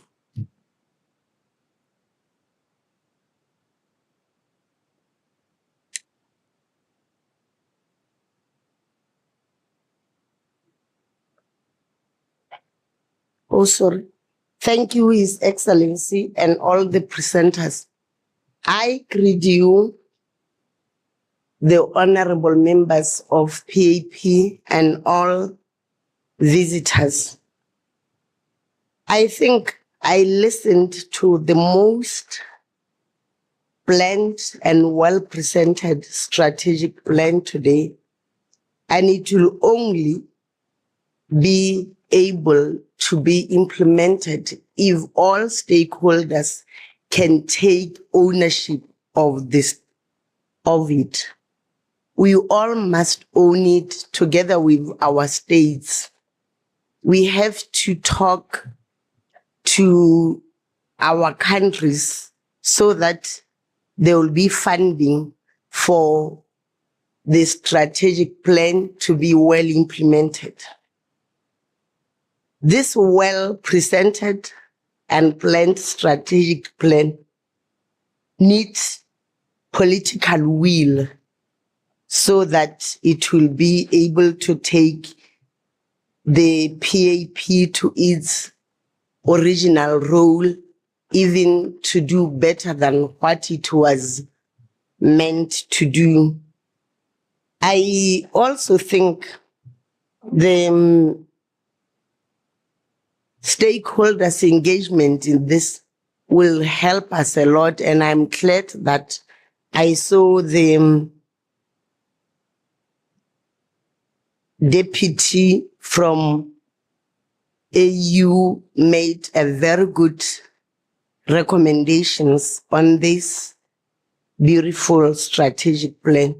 So I think their inclusion or their participation will really help us a lot. They will not be having a written paper that they were never included. I want to thank everybody who participated in this beautiful paper, and also hope and believe that we will be able to go forward and we will be able to implement it, and we will be able to now know where we will be. Like, we have to have time frames on each and everything that we want to do. Thank you. Thank you, Honorable Bodbik, Algeria. شكرا سيد الرئيس. تحية صباحية لكل سعادة الزملاء. في الحقيقة هي شجاعة منكم وجهد يجب أن نثمنه، يحسب إلى سيد الرئيس وإلى المكتب، وهو القيام بخطة عمل استراتيجية وفق رؤية ومقاربة. وتحية كذلك لكل من تدخل من بعيد أو قريب من أجل إعداد هذه الوثيقة. فقط لدينا بعض الملاحظات التي يمكن أن تضفي أكثر حيوية وتعطي أكثر أهمية لهذه الوثيقة. من بينها أولا، جاءت هذه الوثيقة مكثفة الأفكار. من المفروض أن نتفادى التضخم في الأفكار، وتصبح هذه الوثيقة مرجعية في خطة عمل مستقبلية لكل أجهزة البرلمان الإفريقي. وأقصد بالذكر أن من المفروض تكون عندها خطة آنية متوسطة المدى وبعيدة المدى. خطة آنية متعلقة بالبرنامج لهذه العهدة، متوسطة المدى ممكن إلى نهاية العهدة، وبعيدة المدى في إطار استراتيجية تاع الديمومة تاع البرلمان الإفريقي. الأكيد كذلك السيد الرئيس المحترم أن البرلمان الإفريقي بعد سنين من التأسيس هناك وثيقة مرجعية أساسية خطها الآباء المؤسسون، وهو الوثائق المنشئة للبرلمان الإفريقي، وفيها الأهداف المسطرة للوصول إلى برلمان مخول بالتشريع. وهذا ما لاحظناه في كلمة السيد الأمين العام لمفوضية الاتحاد الإفريقي البارحة. الأكيد لدى البرلمان الإفريقي اليوم من الكفاءات والإطارات، منهم الرؤساء السابقين، أعضاء المكتب السابقين والحاليين، الخبراء الذين مروا كنواب في هذا البرلمان. من المفروض نسعى كذلك إلى إنشاء مخبر بحث للأداء التشريعي. فنحن في الجزائر لدينا مخبر لتحسين أو لاستشراف الأداء التشريعي، فلما لا يكون لدى البرلمان الإفريقي كذلك مخبر أو هيئة لدى رئيس البرلمان تتشكل على سبيل الاستئناس فقط من أجل تطوير خطة العمل وتزويد المعارف، حتى نستمر هذا البرلمان في المسيرة الخالدة تاعو لصالح الشعوب الإفريقية. وشكرا لكم، بارك الله فيكم.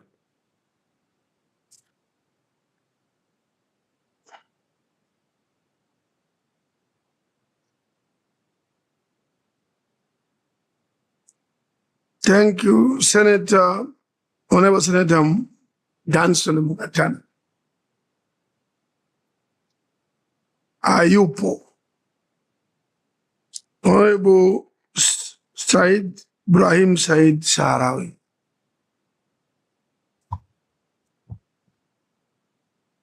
شكرا سيد الرئيس. وبدوري كذلك أشكر مقدمي هذه الوثائق على هذا الجهد المبذول في إطار تصور لاستراتيجية العمل داخل البرلمان الإفريقي، والاستراتيجية التي تكون مناسبة وممكنة للتنفيذ. أريد فقط أن أحدد بعض النقاط التي لا بد أن تؤخذ بعين الاعتبار في استراتيجية البرلمان الإفريقي، وهذا انطلاقا من التجربة في داخل هذا البرلمان والعمل فيه. هو ضرورة أن نأخذ في عين الاعتبار استفادة البرلمان من كفاءاته الداخلية وخبرائه قبل يعني استيراد خبراء من الخارج. هذا البرلمان سيد الرئيس يحتوي على خبرات وقدرات تؤهل أهله ليكون يستفيدوا جيدا من قدراتهم الذاتية. عندما نبحث عن الخبراء يجب أن نأخذ في أولويتنا خبراء داخل البرلمان، الأعضاء داخل البرلمان. هنا بروفيسور، وهنا دكاترة، وهنا الأساتذة، وهنا الوزراء السابقون، وهنا الكثير من القدرات والخبرات التي لا نستفيد منها نحن داخل هذا البرلمان، وهم زملاء لنا وموجودين معنا وبأقل تكاليف. بدلا أن نستورد الخبرات من خارج البرلمان، يمكننا أن نستفيد أولا ونعطي الأولوية لقدراتنا الذاتية ولخبرائنا داخل هذا البرلمان. كذلك عمل اللجان هذا عمل مهم داخل هذا البرلمان، ولا يحظى بالاهتمام الكافي ولا بالإمكانيات الكافية لتعمل هذه اللجان وهذه المجموعات التي تعمل داخل هذا البرلمان. ولا نرى في الاستراتيجية أشياء يعني تأخذ بعين الاعتبار العمل داخل البرلمان أكثر من الرؤية العامة للاتحاد الإفريقي.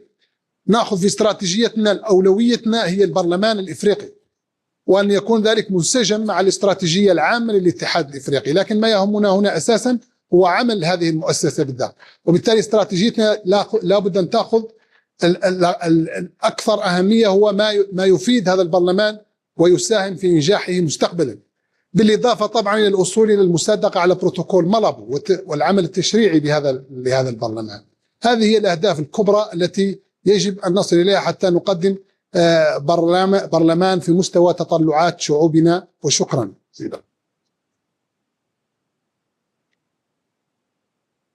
Thank you.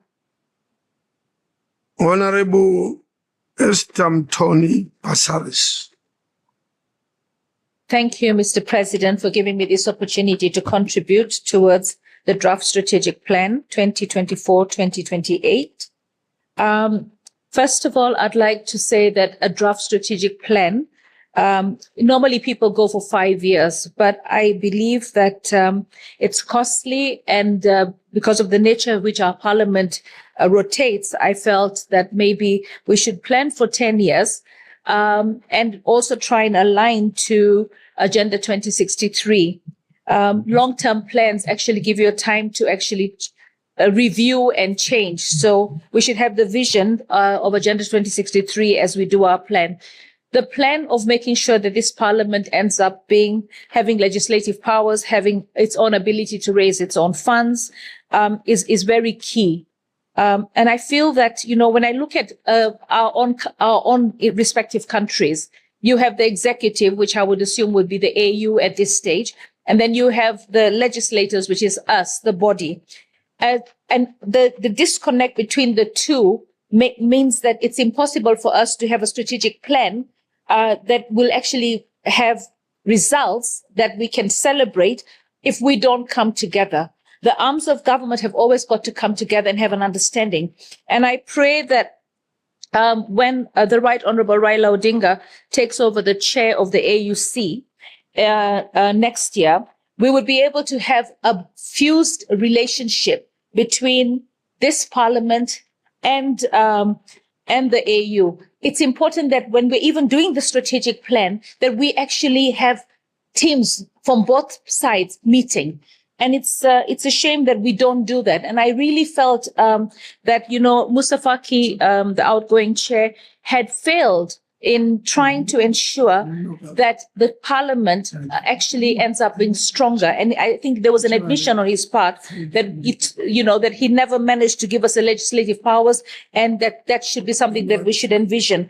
I believe that under your leadership, we have had lots of very amazing speakers coming here, talking to us. We've had lots of partners coming in, doing various papers and understanding the issues and dealing with climate change. Our own President, William Samoei Ruto, came here and gave us a talk on climate change. And as we approach COP 2029, I feel that we would have done a lot more if we had legislative powers. But for us to have legislative powers, then the people that represent their various countries here, the members of parliament that represent their various countries here, have to also have the mandate from their countries to go back with the model laws and to be able to have them adopted, or to have them synced together. So our strategic plan has to be having the mindset that we will have the legislative powers, we will work together with the executive being the AU, and we will also synchronize Agenda 2063, not only for this parliament, but for all the parliaments in the continent of Africa. Thank you.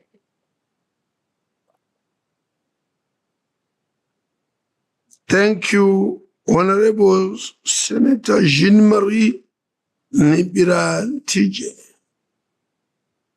Merci, Excellence Président, pour m'accorder la parole.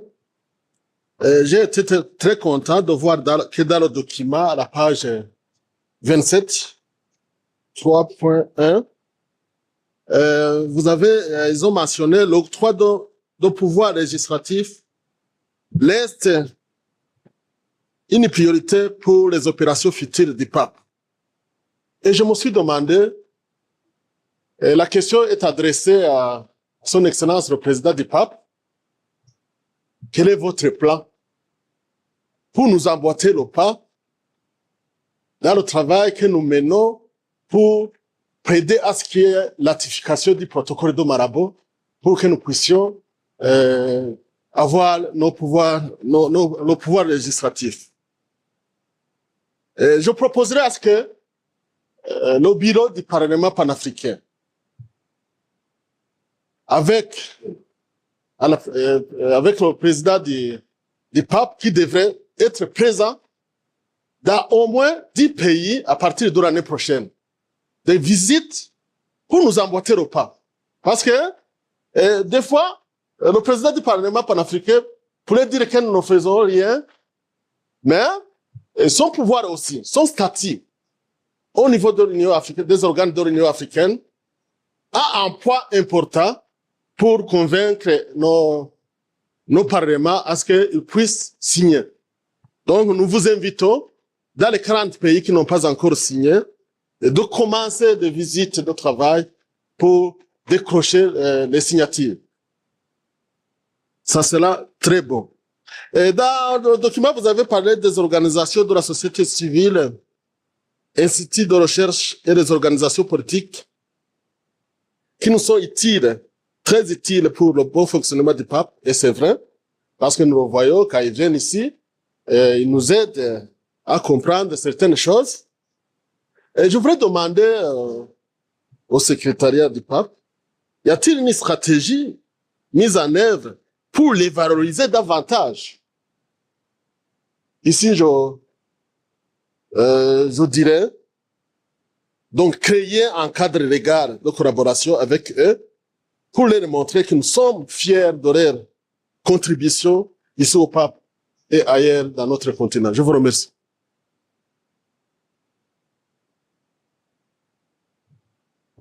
Thank you. On this note, I have received information that former Vice President of Pan-African Parliament, Honorable Eogandi Mustafa, is in the chamber somewhere. So pursuant to provision 38(1) of the rules of procedure, I invite him to enter the chamber.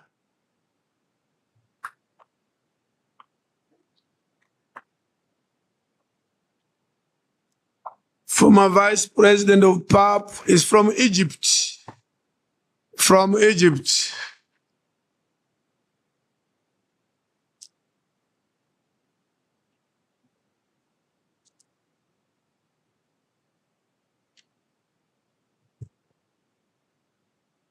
Thank you. Welcome, our former Vice President,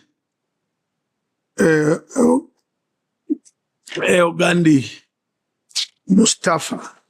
We continue with our debate and now give the floor to Honorable Suleiman Saho.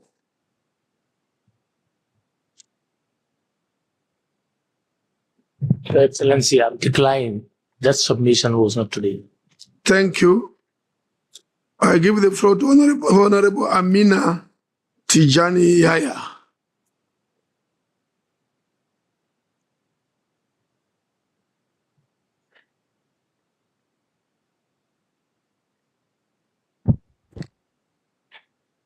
Merci, très honorable président, de m'avoir accordé la parole et je demande aussi votre indulgence de me laisser finir mon intervention qui est relative au caucus des femmes du Parlement panafricain. Ce matin, nous avons reçu, Monsieur le Président, le plan stratégique 2024-2028 du Parlement panafricain. À notre grande surprise, nous avons vu le manquement sur le caucus des femmes qui n'était pas programmé sur le plan stratégique 2024-2028 de notre institution. Le caucus des femmes qui est créé le 20 octobre 2027 lors de la séminaire des femmes parlementaires et entériné lors de la plénière de la 8e session ordinaire du Parlement panafricain en octobre 2007, excusez-moi, les résolutions indiquent bien que, Monsieur le Président, le financement des groupes de femmes du Parlement panafricain soit inscrit au budget annuel de notre institution. À notre grande surprise, Monsieur le Président, depuis notre arrivée dans ces groupes parlementaires, nous avons toujours des difficultés. Nous avons toujours des difficultés de financement. À chaque fois, nous sommes affrontés à des problèmes de financement dans nos activités. Et à chaque fois qu'on demande qu'ils nous disent que l'activité telle n'est pas budgétisée sur le programme du PAP, l'activité telle n'est pas de budget suffisant pour l'organisation, le cas de notre conférence annuelle sur les droits des femmes, qui est l'une des activités phares de notre caucus, qui est aujourd'hui bloquée à cause ou de faute de financement. Les objectifs de notre groupe sont très clairs, Monsieur le Président. Je voudrais pas ici citer tous les objectifs spécifiques de notre organisation, mais l'objectif principal de notre organisation, la promotion de la participation des femmes et de défense de la démocratie et des droits humains dans notre institution et aussi dans notre continent. Notre champ d'action de s'occuper que de femmes parlementaires, membres des parlements panafricains. Notre type de travail, Monsieur le Président, de faire, c'est un groupe de pression, de lobbying et de plaidoyer. Le budget de caucus est constitué pour les activités de plaidoyer et de promotion des programmes de l'Union africaine. Le budget alloué annuel, plus ou moins, Monsieur le Président, 185 000 $. Les activités menées sont statutaires et portent sur les réunions statutaires de groupes de femmes, les réunions consultatives annuelles avec les organes de l'Union africaine. Une seule réunion a été tenue à Addis en 2022 depuis notre arrivée. Célébration de la Journée internationale de la femme le 8 mars, une seule fois en 2023. La participation des membres des groupes de femmes du Parlement panafricain au Forum international sur la question relative aux femmes et autres forats sommets de l'Union africaine, JIMAC, 16W, à New York, COP, et etc., Monsieur le Président. Le caucus a participé une seule fois aux conférences sur les droits des femmes à New York depuis notre arrivée. Jamais au sommet de l'UA, ni au JIMAC, une seule fois au COP 27. Participation aux efforts pour promouvoir la paix et la sécurité en relation avec l'envoyé spécial du président de la Commission de l'Union africaine. Rien, Monsieur le Président. Le caucus n'a jamais pu prendre part à une mission pour promouvoir la paix et la sécurité dans notre continent. Monsieur le Président, mes préoccupations sont très nombreuses. Je ne pouvais pas ici dire tout, mais à mon avis, en ma qualité de présidente de caucus des femmes du Parlement panafricain, j'ai constaté des négligences de la part du secrétariat général du Parlement panafricain sur le rôle et les missions de notre groupe parlementaire, qui est un groupe de pression qui regroupe toutes les femmes parlementaires membres de notre Parlement ici.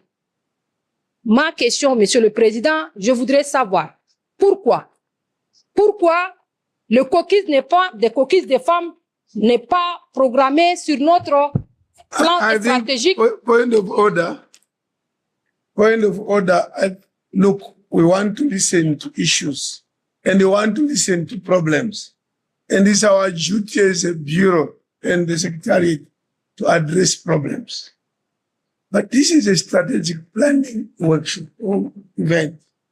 So we want you to speak to the issues of strategic planning. Women caucus, what do you want to see in the plan? If we start saying we didn't take us to this place, fine. But why don't we meet? You have not presented this issue to us. Write a paper, come we meet and say, we are lacking this and that. So I think it's unfair for you to take this forum as a complaints forum on what has not been done. I thought this is strategic planning. I've been writing what you are saying, I've recorded it, but what I think is missing is an interaction, caucus, bureau, secretary. When we did the Friday, Saturday strategic plan, I'm aware you had not arrived. You are not around as chair of caucus. When we did the Fridays, Saturday strategic plan, maybe at that stage we could have an opportunity. But I'm just saying, I think whilst you are honorable, but can we raise issues to do the strategic plan?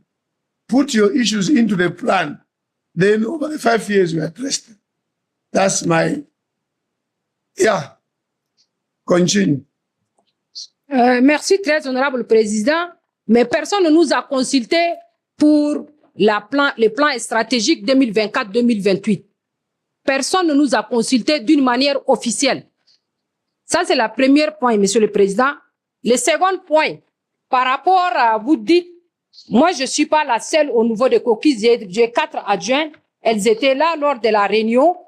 Mais personne ne nous a consulté, Monsieur le Président, le secrétariat général qui est devant vous ici. Moi, en ma qualité de présidente, personne ne m'a consulté sur cette question pour donner mes préoccupations ou bien faire mes doléances. Et par rapport aux interactions entre le caucus et le bureau, nous avons toujours été disponibles et nous avons toujours essayé de vous contacter, Monsieur le Président, via les téléphones quand on était en distance. Order, I think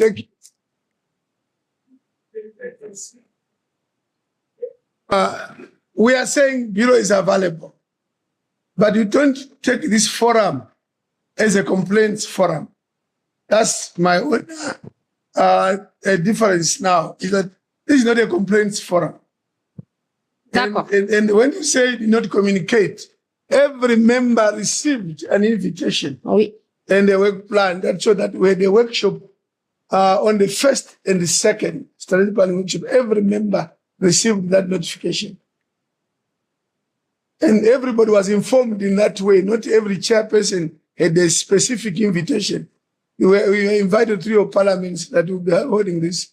But I'm saying, I think in the interest of progress, come with your issues. We invite you as a bureau, the Women's Caucus. We want to address the whole caucus actually.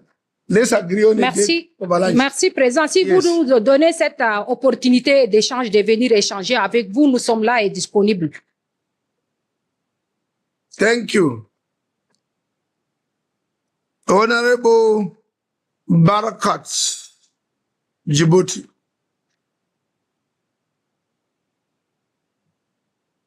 Merci, Monsieur le Président. Je pense nous avons travaillé lors de l'atelier sur les parties relatives aux différentes commissions. Pour notre part, la commission en charge de l'économie rurale de l'agriculture. Nous avions en tout cas fait des propositions qui n'apparaissent pas dans le document qui nous est proposé aujourd'hui. Donc, on avait, même le président du Parlement panafricain avait insisté sur la supervision des activités des différentes commissions, des différents départements. Pour ce qui nous concerne, c'est le département de l'économie rurale, de l'agriculture et de l'économie bleue. Donc, je pense que on va partager en tout cas notre proposition avec les experts, mais il faut qu'il y ait, en tout cas, il faut qu'on inclue l'évaluation et le suivi des programmes régionaux dans les activités et aussi nous avons aujourd'hui la loi type sur la sécurité alimentaire et de nutrition. Il faut aussi qu'on puisse mener les plaidoyers pour la domestication au niveau national de cette loi type. Merci.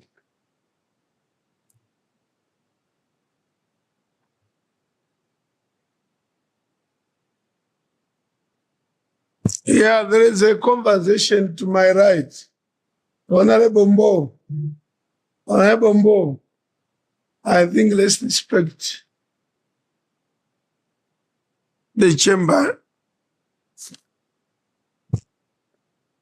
Honorable Bettine, Côte d'Ivoire.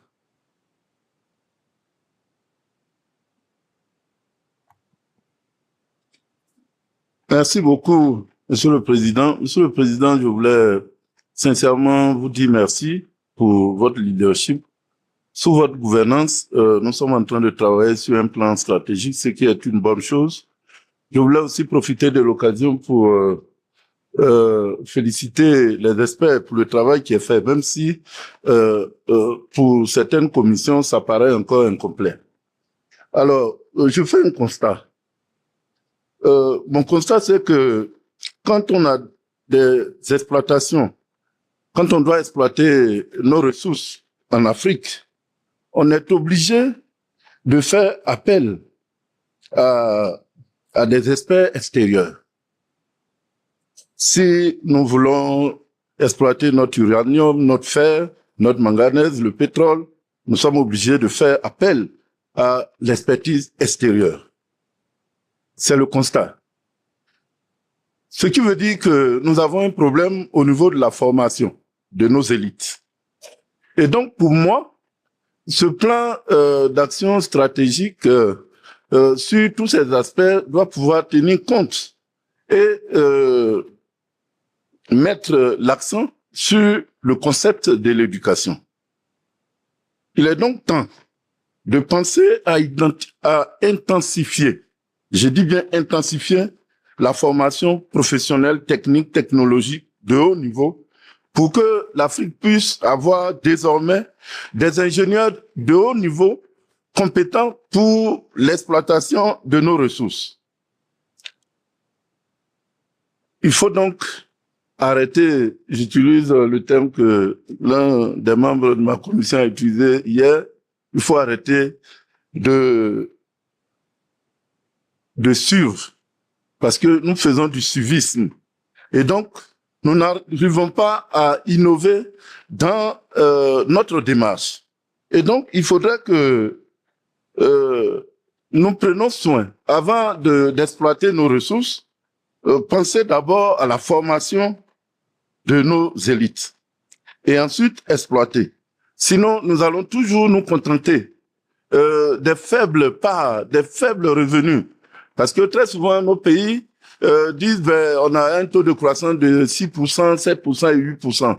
Mais en termes de chiffre d'affaires, mais en termes de revenus, pour renforcer le produit intérieur brut de nos pays, la part est très faible.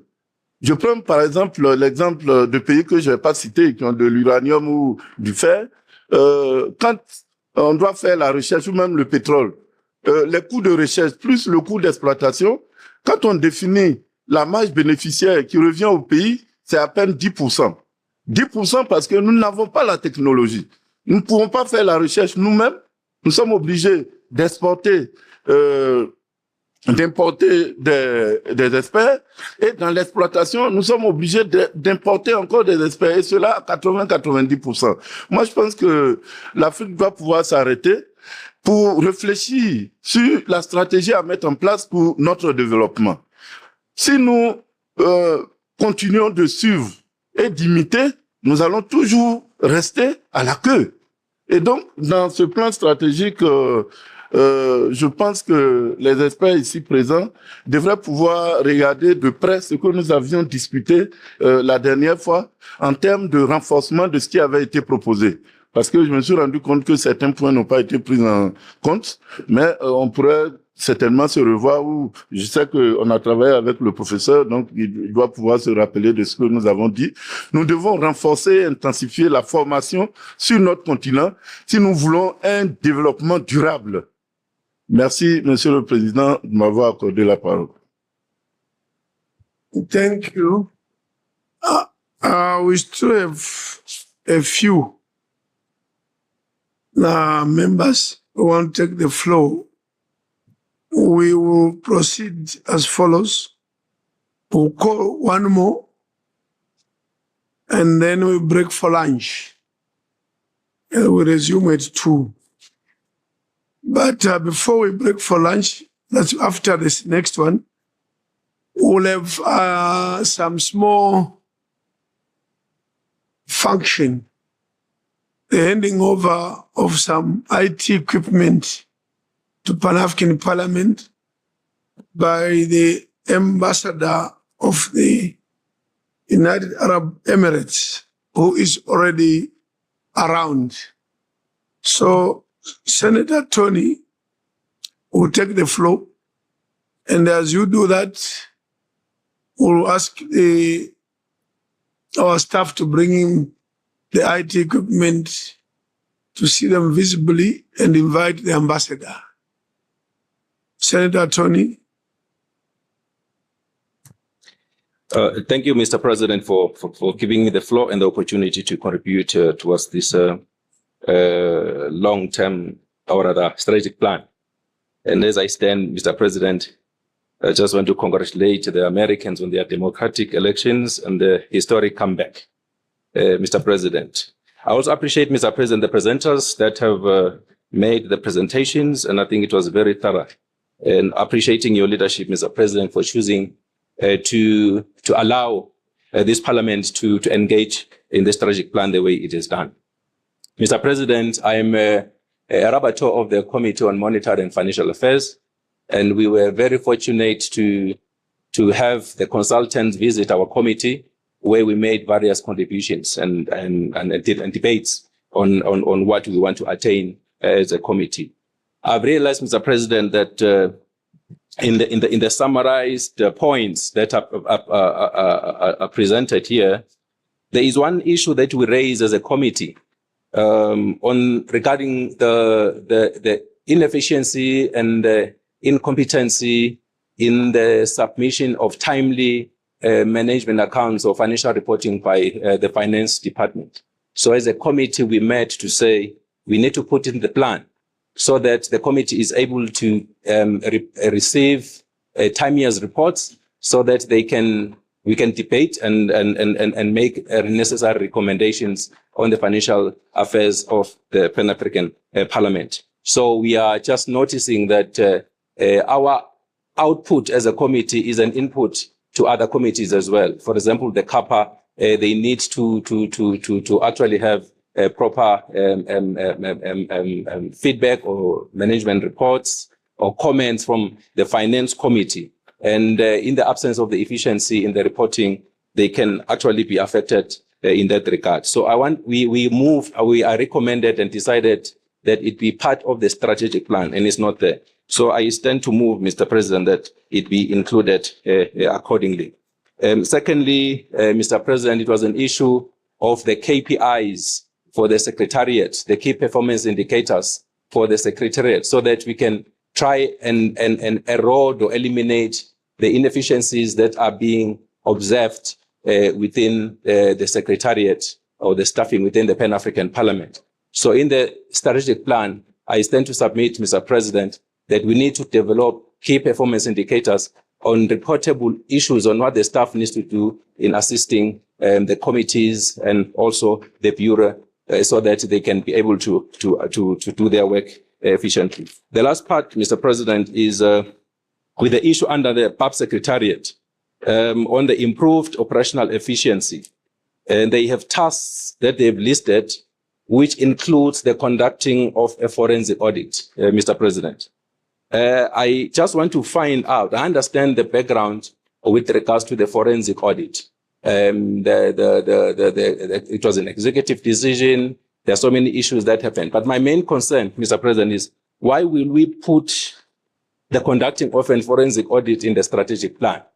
Because the strategic plan is about a 5-year, 2024 to 2028, Mr. President. Does it mean every year we will be conducting a strategic plan?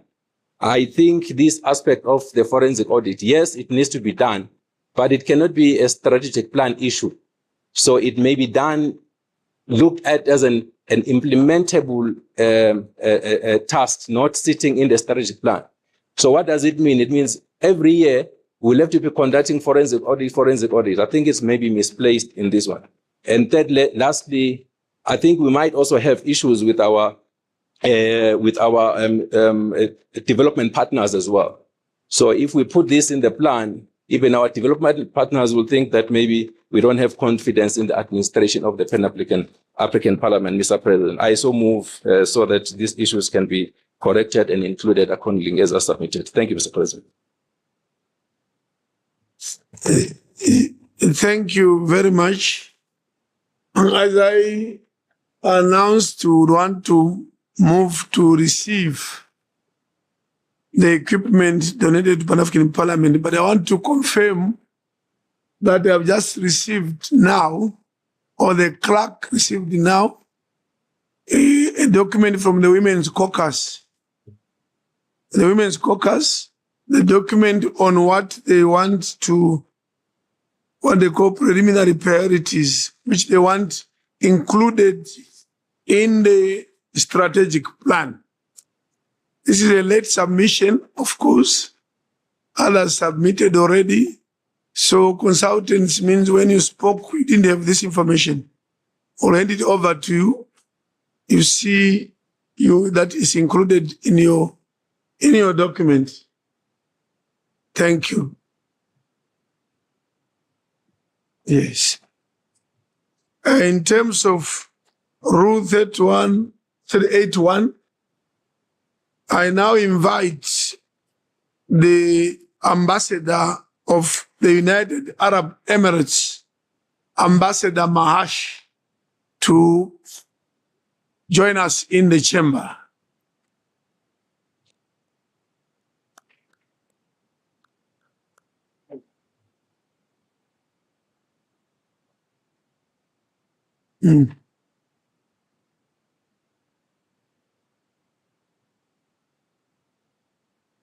Madam Clerk, move.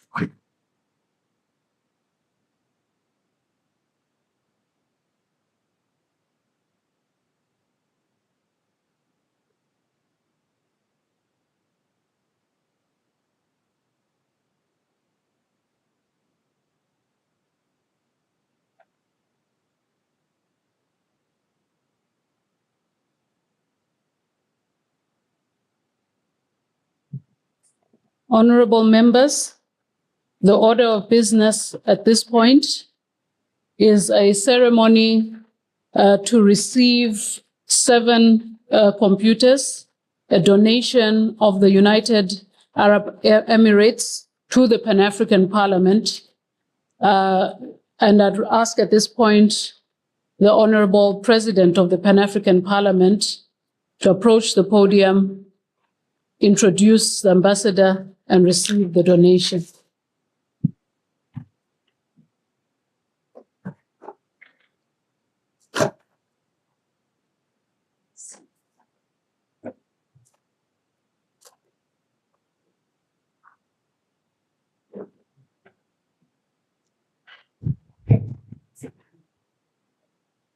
Vice President Dr. Gayo, Vice President who is just left for some medical attention, Honorable Jida, honorable members, this is a ceremony, as mentioned, to receive a donation from the United Arab Emirates, handed over by the ambassador to South Africa. Sometimes they want to say ambassador to Pretoria.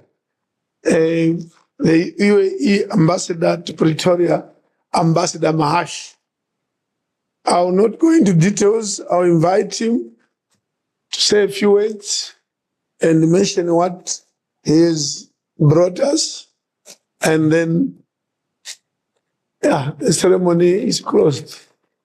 So, Your Excellency, you are welcome here to share with the honorable members.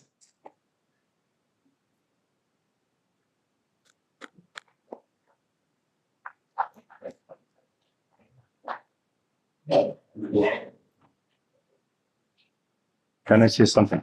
Yes. Let me greet my brothers. There is translation? Yes, there is translation. Your Excellency, brothers, sisters, I am Mahash Al-Hamli, Ambassador of United Arab Emirates to South Africa. I will speak in Arabic as my voice will hear.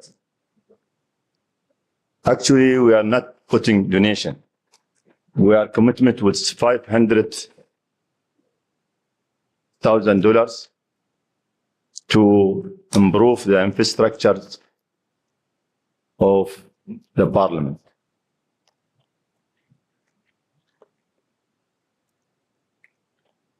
And whatever the infrastructure going to help you, Your Excellency, ladies and gentlemen, UAE will not become behind. We are working in a program with the Pope and also his team to make, inshallah, in the future, this room smart, that people, they can make their interventions or speech from their smartphone. You don't need to ask that translation in or out or, document. Today, this is one of things that's available. Within 2 weeks, we're going to deliver 3 projects in the size of 76, also in different places in this room. I'm going to continue to do this from my office in Pretoria, and we like to thank the Pope that he reaches us when he needs something, and we do it in behalf of you for the Parliament. That is the small message I want just to deliver it. And inshallah, will be for all of us benefit on both sides. Thank you.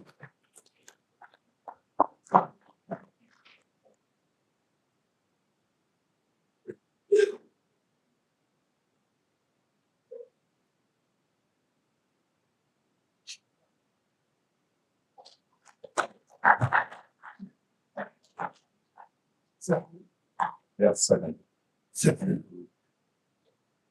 Yeah, there's 6, 7. There are 7. What?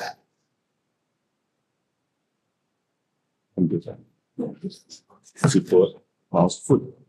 But 2 sitting like this will be mentioned.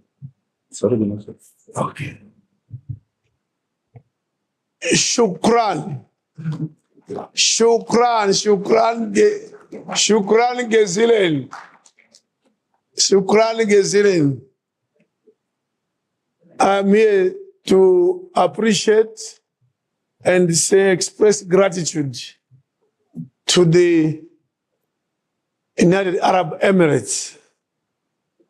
And please take our message back that the representatives of the people of Africa, the members of Pan-African Parliament, want to express the highest gratitude to your country, and that we promise to stand together in the world with this parliament to ensure that we have a peaceful, secure, a developed world, and ensuring that globally we are all progressing.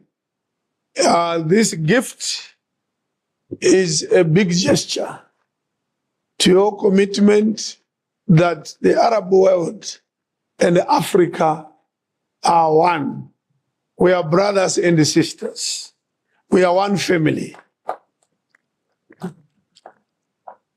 I once said, and I want to repeat, that what we call the Arab world today, the majority of countries are on the African continent.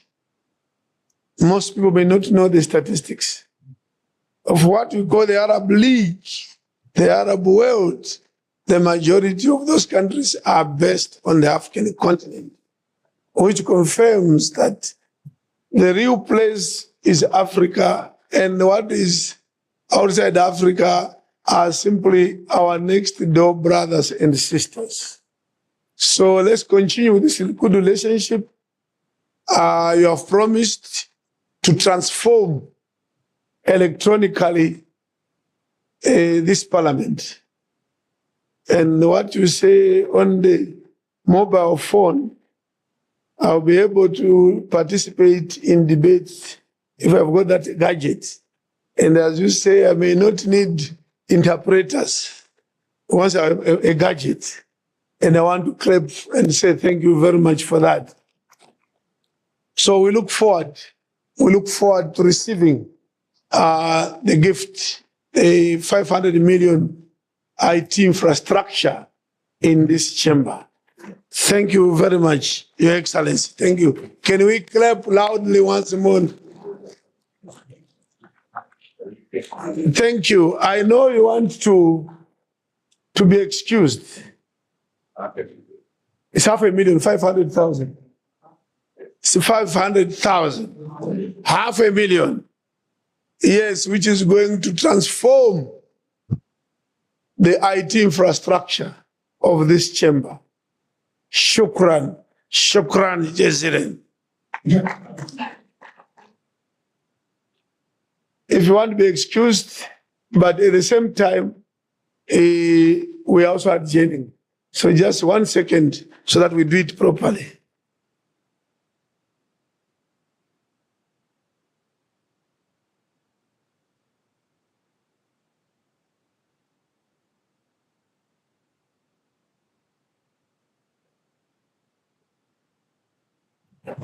Honorable members, we break for lunch and continue with the debate at 2 o'clock. Thank you very much.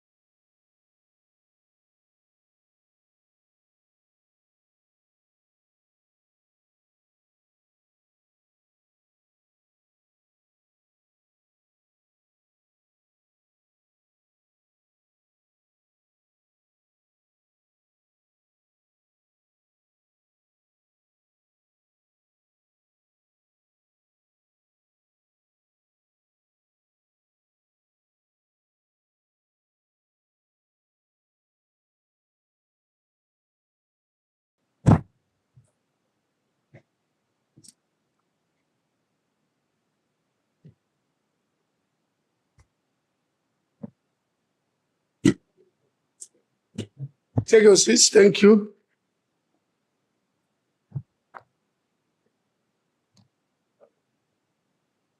Honorable members, I want to apologize for the late start. There was a miscommunication or lack of communication. I was under the belief, I was in a meeting, in the belief that the chamber sitting had started at 2 under one of the vice presidents. And I was meant to believe that everything was okay. So I was told just now in that rush, when I heard that there was no one presiding over, and I want to apologize profusely for that. We have a number of speakers, but they are less than 10. And when we finish that, I think we'll be done.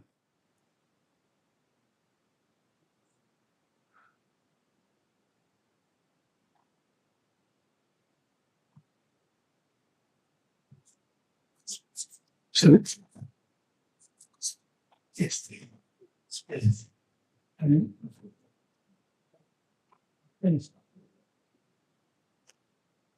Can you find sheets?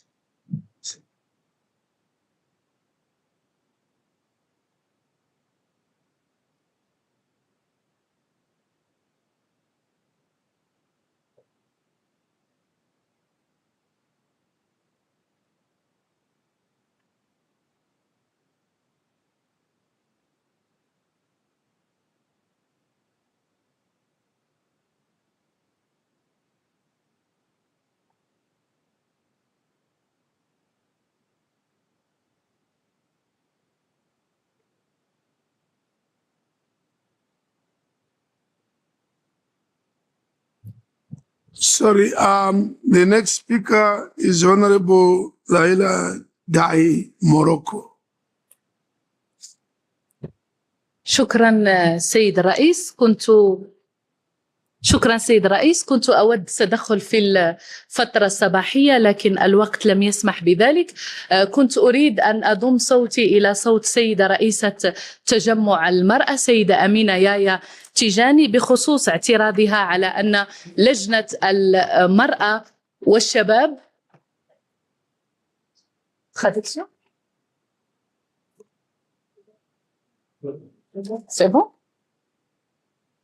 سأعيد. شكرا سيد الرئيس.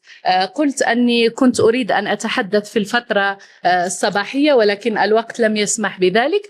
كنت أريد أن أضم صوتي إلى صوت الأخت أمينة يايا تيجاني رئيسة تجمع المرأة بخصوص النقطة التي اعترضت عليها أن تجمع الشباب غير مدرج كذلك في هذه الخطة الاستراتيجية للبرلمان الإفريقي.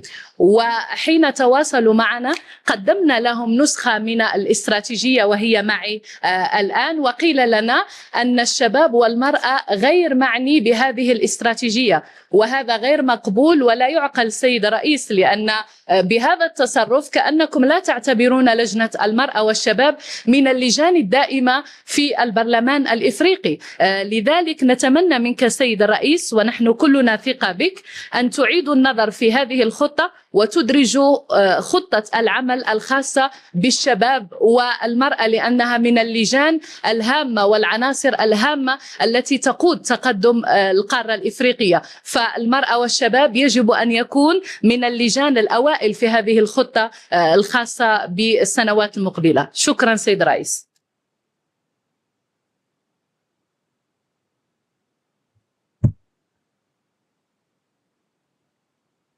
Shukran. Next presenter, Honorable Rahab Kami Wachira Kenya.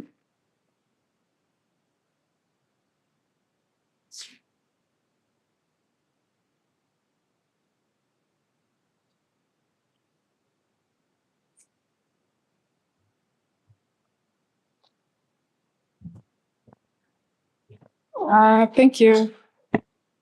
Thank you, Your Excellency. I want to appreciate those people who did the presentation. And I have a few issues to raise. As PAP, we are going through many challenges. And I felt like I should mention that the African Union should allow the Bureau to have their own staff, that they should allow the Bureau to employ the employees to work in this PAP instead of employees being employed through AU. I also feel that as PAP and the African Union, we should persuade the heads of states to make AU functional instead of heads of states going to the AU when they have those meetings. They only go there for one day as head of state, then they leave. And now the PRC, they're able to make the decisions without the heads of states being involved. So it looks like a traditional that the heads of state will just go to Ethiopia, attend the meeting, stay there for 1 or 2 hours and leave without knowing whatever will conspire in that meeting. The other thing is about the allowances for us, members of parliament. I've never seen where members of parliament, they attend sessions, but we don't get even a single allowance. And I understand that that was happening before. So I don't know what happened. And I also hear that even the bureau members are not given anything.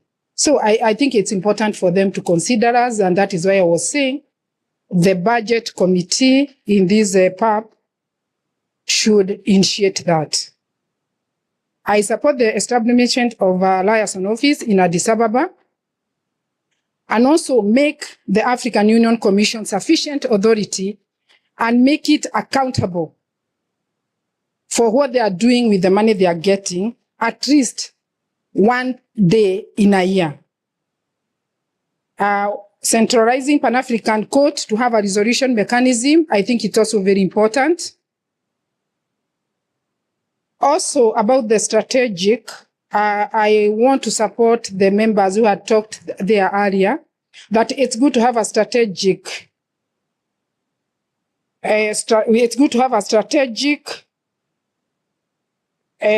program, maybe for 3 years or 5 years, because we always do budget in each and every year. Also, now we know we are going to do an election for the African Union chairman. And I am praying, and I pray that whoever is going to get that seat will have PAP at heart, because we really need to work together for us to achieve what we came to do here as Pan-African Parliament. Regarding the gender, I know the share of women caucus had really talked about it with a passion. And I think it should be a priority to promote women, young people, youth, and people living with disability. And as Pan-African Parliament, we need to speak in one language to enable free trade area for all Africans. Thank you, Mr. President. Thank you. Honorable Koisamba. I think it's Koisamba. Sierra Leone.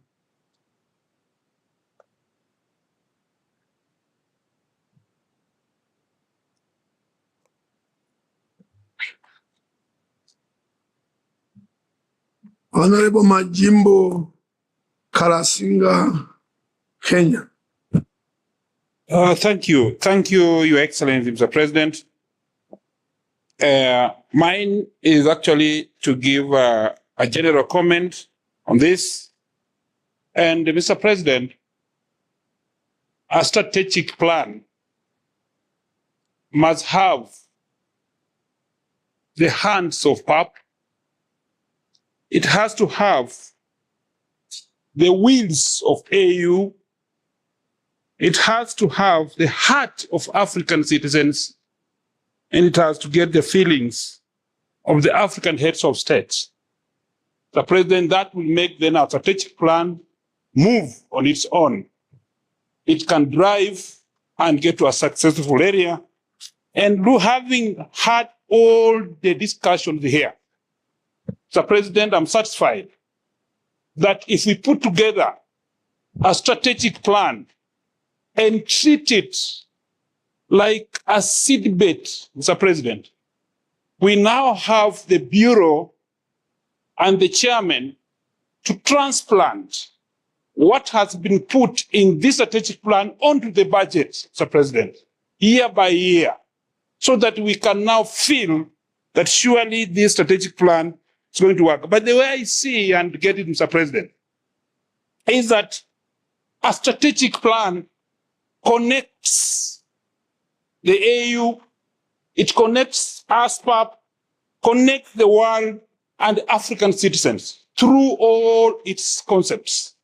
I believe, Mr. President, that going by the way it's put from the experts, having taken all my time to listen, Mr. President, if it's put into use, this will take us far. Mr. President, I don't want to be among those who believe that after we do a very good strategic plan, we put it stays on the shelves, Mr. President, that it gets dust settle on it on shelves that are being put in right use. It has to be perused. It has to be kept in our mind. And that means we must have these copies with us all along as we do, Mr. President. As the Bureau draw this to make a budget from this strategic plan, we have to get these copies with us so that we also revise it with time. A strategic plan, Mr. President, is an oasis of hope in the desert of despair. What do I mean?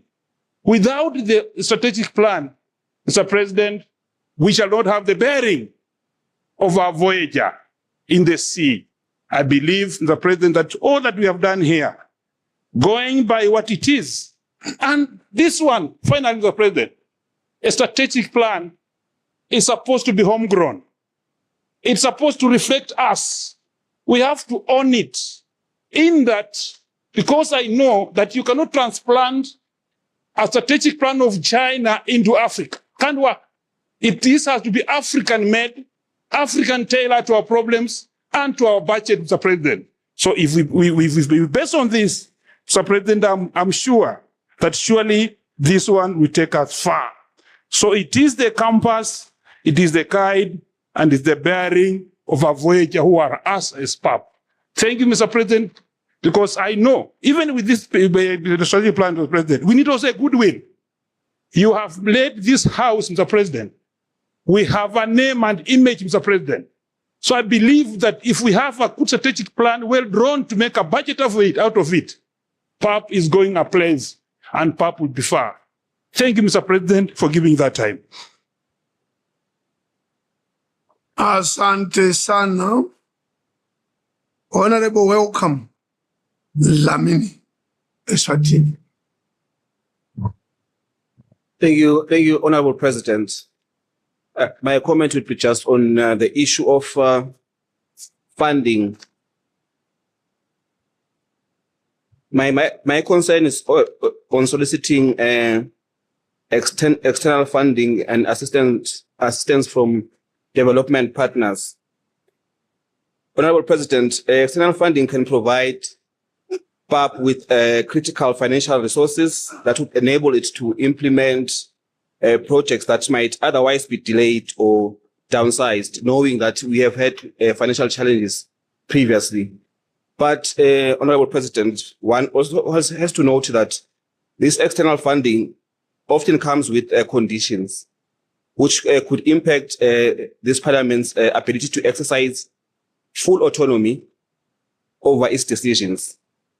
If the development partners that we will solicit their assistance have vested interests in specific areas, this Parliament's independence in policy making may be compromised or appear to be influenced potentially weakening the institution's credibility. So, Honorable President, as we go along seeking that external funding and assistance from our development partners, we should avoid by all means necessary them then diverting us from our core mandate. Thank you, Honorable President. Thank you. Honorable Sakata Gary, DRC Congo. Merci, honorable président, pour la parole que vous m'accordez. Je félicite l'équipe qui a travaillé sur ce plan, mais je note d'entrée de jeu que le plan tel que présenté ne me donne pas d'indication d'une originalité ou d'un cœur vraiment africain, quoique la présentation ait été bonne. Alors, je vais intervenir sous 2 ou 3 aspects. Par exemple, je note que dans l'avant-propos du plan stratégique, pages 2 et 3, vous citez tout en avant-propos, sauf la promotion du panafricanisme. Et pourtant, on a bien entendu Monsieur le Président Moussa Faki dire que notre panafricanisme est en déclin. On ne peut pas continuer à se plaindre et ne rien faire. Alors, dans des aspects stratégiques également, quelques points importants manquent, notamment la création d'une langue africaine commune, parce que c'est prévu dans la charte. Nous devons avoir une langue africaine commune. C'est un chantier très, très important qui devait être un plan stratégique prioritaire parce qu'on en parle dans les statuts. Cela nous prendra moins de 50 ans. Les colons qui sont venus, ils ont pris combien de temps pour nous imposer l'anglais, le français, le portugais, tout ce que nous sommes en train de parler aujourd'hui? Pourquoi ne commençons-nous pas par mettre dans les documents la création, la mise en place d'une langue africaine commune? Dans 50 ans, nos enfants, nos petits-enfants auront déjà une langue. Et je passe au deuxième point. Depuis le temps que j'ai passé ici au Pape, j'entends un discours aussi bien de la part du président que de tout le monde que tel organe de l'Union africaine ne respecte pas les papes. J'ai même entendu ce matin une collègue députée dire que M. Moussa ne nous a pas accordé trop d'importance durant son mandat. Mais nous devons nous attendre que les autres nous respectent ou bien nous devons commencer par nous faire respecter nous-mêmes. Mais comment faire respecter le Parlement panafricain? Comment allons-nous arriver? C'est en insérant une dimension panafricaniste dans le plan stratégique que nous sommes en train de voter. Pour y arriver, nous pouvons par exemple commencer par introduire dans les réformes qui sont en vue dans le cadre du règlement intérieur un caucus sur le plan de courant idéologique. Nous avons un caucus de l'Afrique centrale, de l'Afrique australe, de l'Afrique du Nord, et ainsi de suite. Mais qui a choisi d'être de l'Afrique centrale, de l'Afrique australe ou de l'Afrique du Nord? Nous avons des caucus de femmes. Qui a choisi d'être femme? Nous avons des caucus de jeunes. Qui a choisi d'être jeune? Nous devons avoir quelque chose qui ressemble à notre propre volonté, notamment des caucus liés au courant philosophique des pensées qui représentent le panafricanisme. Nous devons nécessairement insérer cela. Cela nous donnera une bonne matière pour mieux contrôler l'exécutif. Au lieu de contrôler l'exécutif désormais sur le plan technique, c'est pourquoi qu'on ne nous respecte pas, nous devons le contrôler en tenant compte de courants idéologiques panafricanistes qui sont les nôtres. Je voudrais donc conclure, honorable président, grâce à votre leadership, que face au bloc qui se forme à travers le monde actuellement, et pour capitaliser le potentiel humain qui est jeune, mais également le potentiel matériel et économique de l'Afrique, notre salut n'est que dans le panafricanisme. Nous devons donc désormais l'organiser et lui donner un contenu. Je vous remercie. Thank you.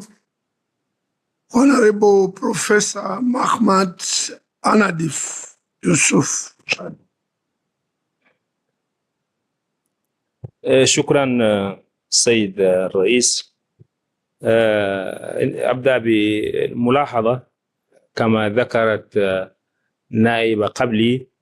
لا بد من موضوع الترجمة، الإخوة المترجمين أن يجتهدوا كثيرا في الترجمة، لأن وجدت في الترجمة كلمة باب ترجمت بجوجل على عجل، ترجمت الحزب الشعبي، الحزب الشعبي يعني بارتي أكسيون بوبولير. فحاولوا بقدر الإمكان اجتهدوا في الترجمة لتكون طبق الأصل إن شاء الله. لي 5 ملاحظات. الملاحظة الأول بالنسبة لي هذه الخطة أعتقد أنها خطة جميلة ممتازة، وهي أيضا تستوحي من خطة الاتحاد الأفريقي 2063. أعتقد أن هذه الخطة ثالثا إذا وجدت الدعم من الاتحاد الأفريقي والشركاء والدعم المعنوي من الأعضاء منا نحن، إن النتائج تكون مرضية. رابعا التواصل مبكرا مع الاتحاد أو الشركاء حتى نتجاوز مشكلة الحديث دوما عن نقص المال وعن الدعم بل التحول نحو الإبداع والإنتاج. لا بد من مشكلة المال تحل مبكرا حتى نصل إلى مرحلة الإنتاج. قبل الأخير أنا أشكر صراحة هذه القيادة، قيادة البرلمان فعلا كلها مجمعة، والرئيس في المقدمة على هذا في الواقع الإدارة الرشيدة والإبداع والإنتاج. حتى البرلمان الإفريقي يكون من ضمن مصاف المؤسسات المحترمة في البرلمان في الاتحاد الإفريقي. بالنسبة لابد من الأفرقة موضوع اللغات كما ذكر الأخ قبلي، فعلا لابد من بعض اللغات القوية تكون هي لغات وطنية. على الأقل إذا واحدة صعب، إفريقيا كلها لغة واحدة صعب، لكن على الأقل 3 لغات. ومن ضمن هذه اللغات الأصيلة هي اللغة العربية. اللغة العربية ليست لغة عنصر وليس لغة عنصرية، ما هي لغة نابتة في إفريقيا، ما يقارب شمال إفريقيا، وسط إفريقيا، دول كثيرة حضارة قامت على هذه اللغة. اللغة العربية يجب أن تكون هي من اللغات الإفريقية الأصيلة، وبعد ذلك يمكن نختار لغات أخرى زي اللغة الساحلي أو بعض اللغات، يعني ممكن نتجمع حول 3 أو 4 لغات تكون هي اللغات الإفريقية الأصيلة، وبهكذا نتحدث بها جميعا إن شاء الله. شكرا سيد الرئيس. Thank you, Professor.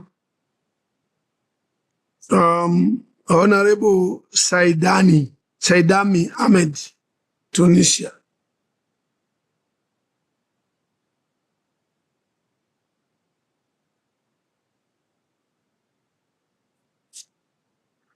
Not in the chamber. Honorable Samata, I know he's also a professor. Somalia. Thank you, Mr. President.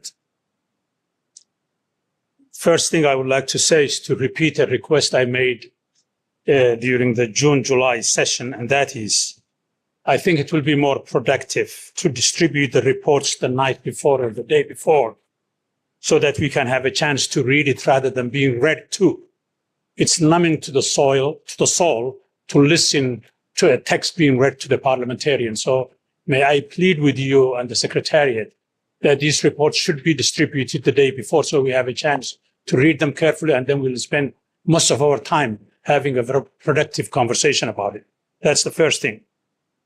In principle, I support the need for a strategic plan, but I would like to recommend to the House that the most effective planning agency in our continent for the last 50 years has been the Ministry of Finance and Development Planning in the Republic of Botswana.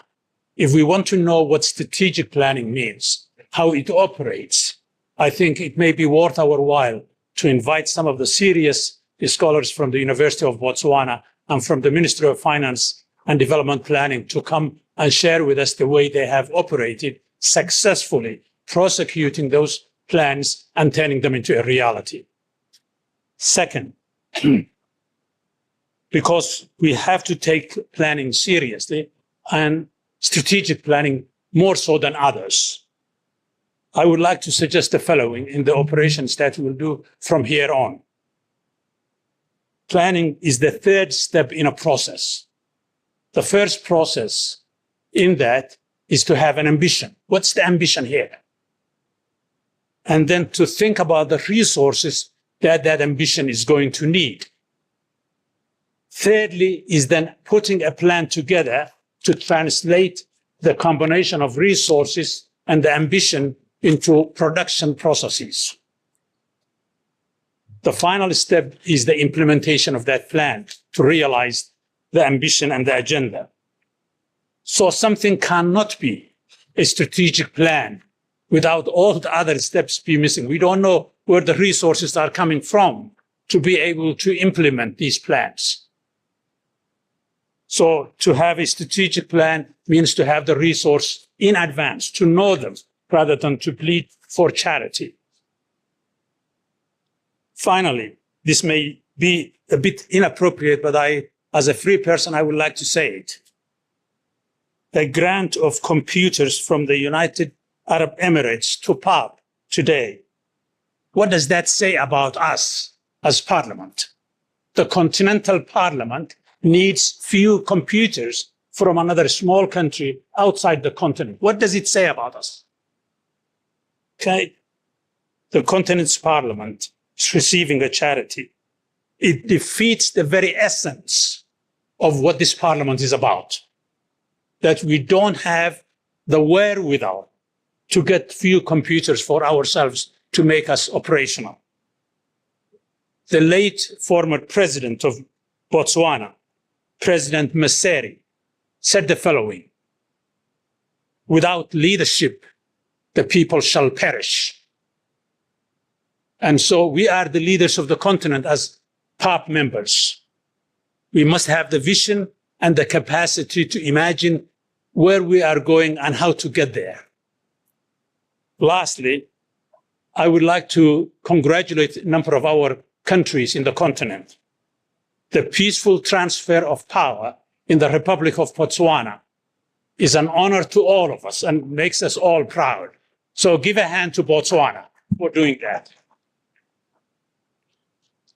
I will also like to acknowledge the Republic of Rwanda.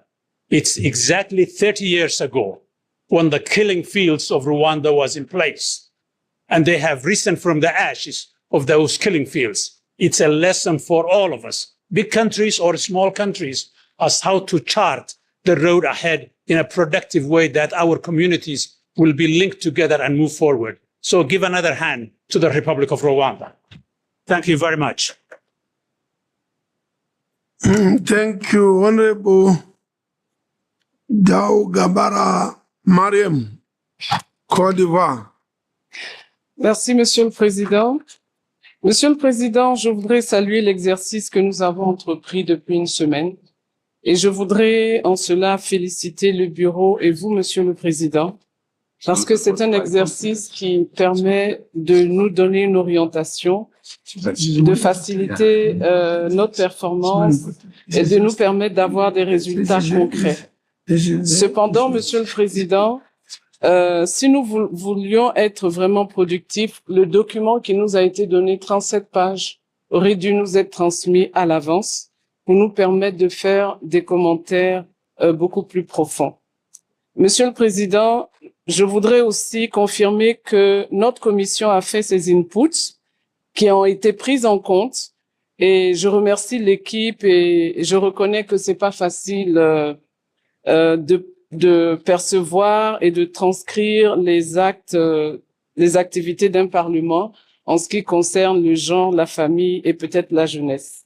Monsieur le Président, j'ai 4 points d'attention. Le premier, si je me réjouis de ce que la mission et la vision du pape aient été réécrites, cependant, je ne perçois pas la transcription de l'objectif prioritaire du pape, qui est celui d'obtenir son plein pouvoir législatif. J'aimerais savoir auprès des consultants comment ça a été transcrit. Le document, il a quand même 37 pages. Le deuxième point d'attention, Monsieur le Président, quand on regarde notre règlement, nous avons le bureau, nous avons le secrétariat général, nous avons les commissions, mais nous avons aussi les caucus régionaux et les caucus sectoriels, donc femmes et jeunes. Et je ne les vois pas du tout apparaître dans le plan stratégique, même si ils devaient être au niveau du renforcement des capacités du pape. Au niveau de la matrice de notre commission et du plan abrégé, comme j'ai dit, nos commentaires ont déjà été faits. Je voudrais dire là que nous sommes satisfaits parce que tout à l'heure, nous avons vu qu'ils avaient été totalement pris en compte. Et pour terminer, Monsieur le Président, je voudrais encore réitérer mes félicitations pour cet exercice qui est important. Si nous voulons être un Parlement performant et si nous voulons avoir des résultats, c'est bon que nous ayons des orientations. C'est pourquoi je voudrais proposer encore réitérer ma proposition que ce document puisse être édité et qu'il soit distribué à chaque parlementaire et au staff qui nous accompagne pour que nous puissions tous ensemble travailler dans la même direction. Merci, Monsieur le Président. Thank you. I think this is the last registration. Honorable Safia Elmi Jibri Djibouti. Merci, Monsieur le Président, de m'accorder la parole et je voudrais dire bonjour, bon après-midi à l'ensemble des parlementaires présents ici. Monsieur le Président, je voudrais m'associer à ma collègue qui vient d'intervenir, Madame l'honorable Maria. Je crois que la question de la femme et de la jeunesse a une importance capitale dans notre hémicycle. Et je pense qu'il faudrait lui accorder cette importance. Car je suis tout à fait d'accord avec la présidente du caucus des femmes de voir que nous n'avons pas assez de budget pour réaliser nos activités. Et puis le deuxième, sur la même situation, je voudrais intervenir un peu sur la méthodologie d'invitation des participants lors de ces rencontres des femmes. Je vois qu'il y a des pays qui sont surreprésentés ici et d'autres qui ne sont même pas représentés. Donc, j'aimerais savoir sur quels critères et comment les invitations se font pour que les pays participent à cette rencontre. Le deuxième point sur lequel je vais m'appesantir, c'est la question concernant l'honneur des participants, des parlementaires que nous sommes. C'est la deuxième fois que j'interviens sur ces thèmes-là. C'est la question des passeports. Tout à l'heure, ma collègue a parlé des perdièmes. Moi, je ne vais pas parler d'argent, mais c'est les soins que nous avions auparavant, nous, en tant que parlementaires, au sein de cette institution, et également notre passeport, nos passeports qui sont redevenus de laisser-passer, comme si nous n'avions pas d'importance comme les fonctionnaires de l'Union africaine. Donc, c'est la deuxième fois que je repose cette question et j'ai toujours pas eu de réponse positive en ce qui concerne cette question. Enfin, je voudrais dire, Monsieur le Président, peut-être, avec les élections qui arrivent au niveau de l'Union africaine, je pense que si notre candidat arrive à être élu, je pense que peut-être nous allons être écoutés et que nous aurons nos passeports et que nous aurons nos soins également. Je vous remercie.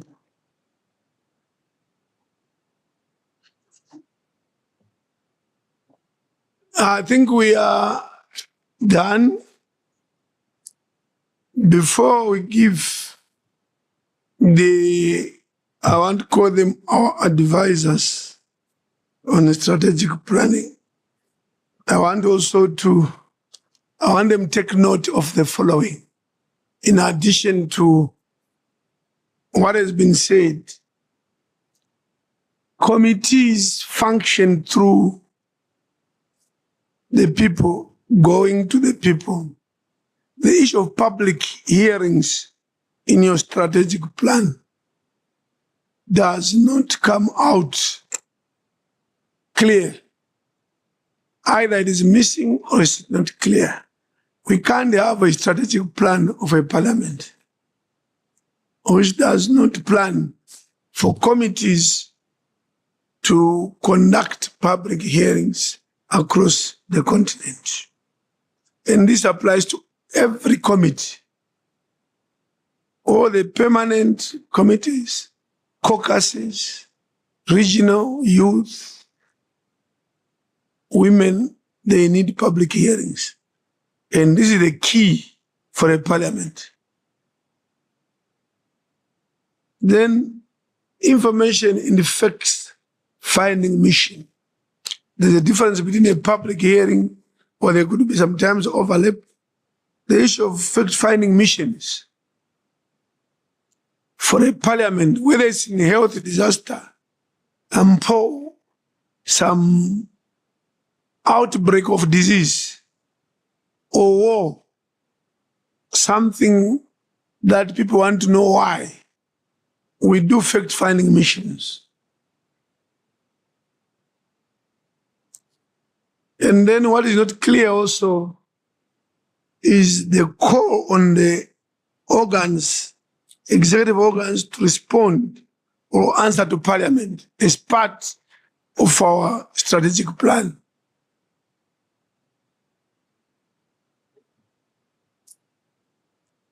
Those are general. Then I want to comment on what the consultants or assistants should again improve on the document. Indeed, it is an omission if in a strategic plan there is no reference to the previous strategic plan, how you performed, what were the lessons from the previous one. Then you develop your strategic plan also informed by previous strengths and weaknesses. The comment that the strategy is too general, I think, will be taken into account. What, why, and how. Let's not just mention issues that there is need for PAP to do this. That's not a strategic plan. It's a wish. When you want to address, you say, what is it? Why is it an issue? And how do we intend to address it? I think the plan should be clear on these issues. There was a comment of the need for political will, true, at all levels up to the union, but also first political will starts from this chamber among ourselves as MPs. Political will should be seen among the MPs themselves. Now, this is very interesting. Need for panel of experts within the PAP. And I think Honorable Said, Ibrahim Said, and maybe another two. I think the global comment on this one is any strategic plan which is not developed and implemented by the authors of the plan is bound not to succeed.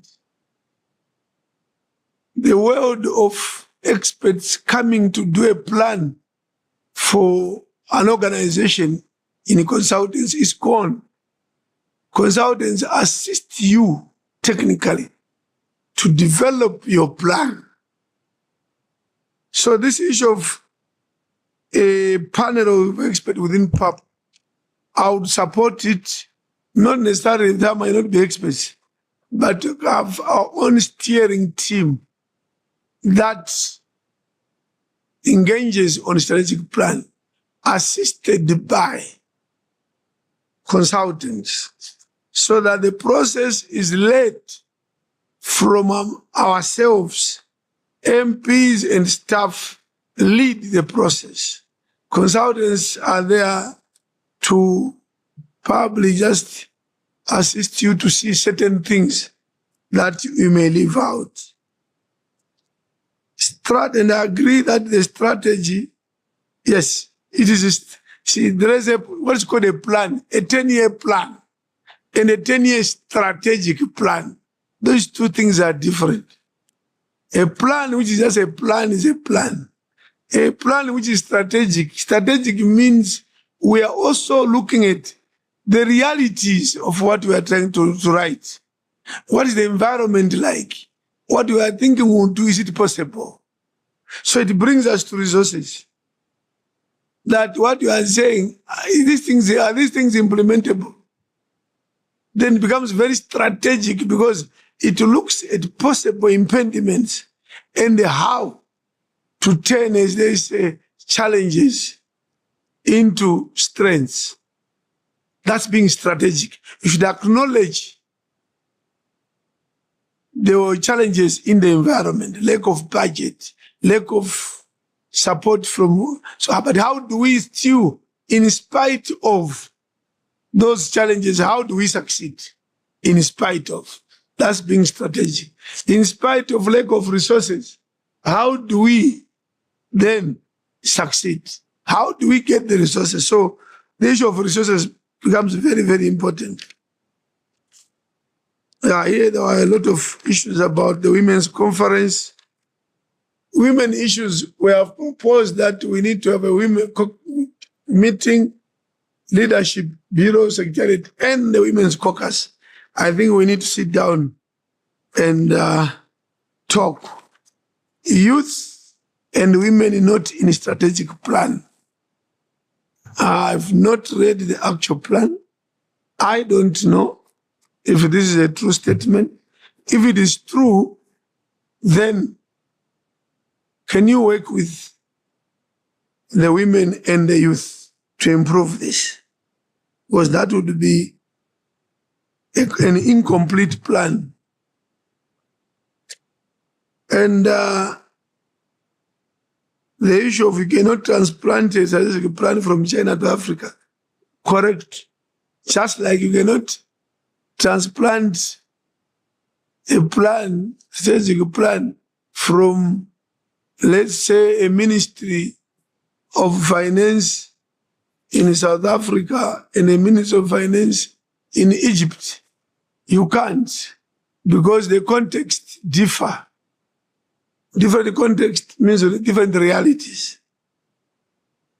Distribution of reports, I agree that members should have received this report before debating it to enable them to refer to issues in the document.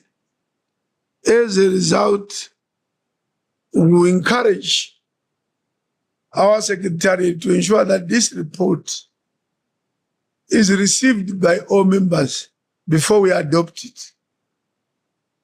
Very important. We thought we would adopt it this afternoon. But in view of all these other comments and the fact that you can't adopt a plan that you have never even seen yourself. So can we have enough copies? First of all, soft copies. I would say by weekend, by Saturday, soft copies. I know a translation may delay, but those that are ready to distribute. Then, if we can have that copies at least first thing on Monday, then we can consider this report on Monday, let's say after 10 or even 11 o'clock. We need another 2 hours after reading to finally adopt it. So we'll put it on the agenda for 11 o'clock on Monday, having received the copies. I think on the strategic plan, we are done. I know the professor mentioned the Botswana for strategic plan. He's right. But I tell you, among people seated in here, even in this room, we may have experts better than Botswana itself in this room. There are people that have gone through these processes many times in different environments in this room. And they are coming from countries also that can do these things very well. But we take a leaf about Botswana. The last speaker, Honorable Sophia, about Lhasa Passet passport. It is true that the AU passports that we get are rejected in some countries, are rejected because they are Lhasa Passet, but there are countries that as long as it is an AU passport, whether Lhasa Passet, whether the formal diplomatic, they reject on this continent. They don't want to see the AU passport. 3 months, recently, it was after March, I think around May, I received a call from a member of parliament from Nigeria, but I won't say which country. They called me, it was almost evening, and said, Mr. President, I am here in this country, and they have just landed. There's a big conference international, and this member of PAP was in a delegation of other Nigerian MPs who are not members of PAP. But the member of PAP carried only the PAP passport. He did not, it was a she. She did not carry a PAP passport, sorry, a Nigerian passport. So the other members from a country were allowed in. She was blocked and told to go back.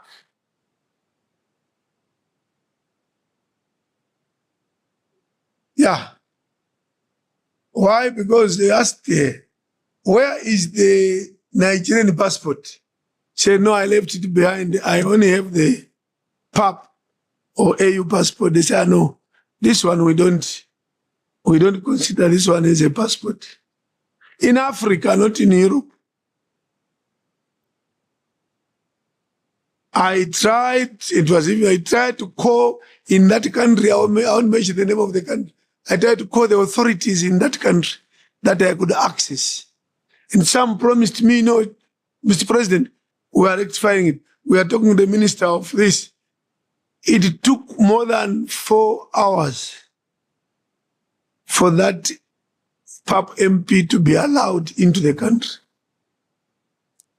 But they had really refused entry. So I agree, these are some of the problems we face. And we need to keep talking to the AUC and our own member states who are members of the AU, but they don't accept an AU passport.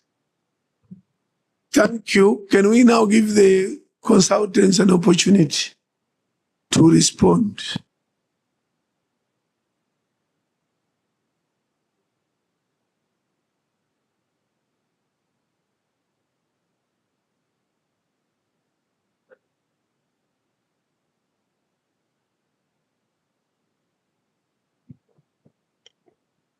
Your Excellency and honorable members, there are a number of comments which came through the presentations. The first one was in regard to the evaluation of the previous strategic plan. This is when you check chapter 3 of the strategic plan, specifically section 3.1, it gives you an insight on the key achievements of the Pan-African Parliament in terms of the previous strategic plan. So an evaluation was done, and even when you check the process, you will see one of the activities involved the evaluation of the previous strategic plan. The second question was on the implementation plan, that the strategic plan does not have the implementation framework. If we check on page 33, that's where the implementation aspects of the strategic plan will begin. And alongside the critical success factors, which one of the presenters mentioned, the risk management, there are also the implementation arrangement, the roles and responsibilities. Sorry, maybe presenter. You are saying if you check on page 33, do they have the document? Yes. All of you? Yeah. Is it in soft copy or hard copy? You have hard copies? English only? Even in French? Do you have the plan in French? In Arabic? Arabic? عندنا بالعربية ولكن مخلبطة وغير صحيحة. متخلبطة وترجمتها غير صحيحة وتصفيفها رأسا على عقب. Now, the other day in Pirox's meeting, the translation was highly praised. So what has changed again? Why did we switch from those that are good and praised by members of parliament? We now give the document to someone who is poor at translating.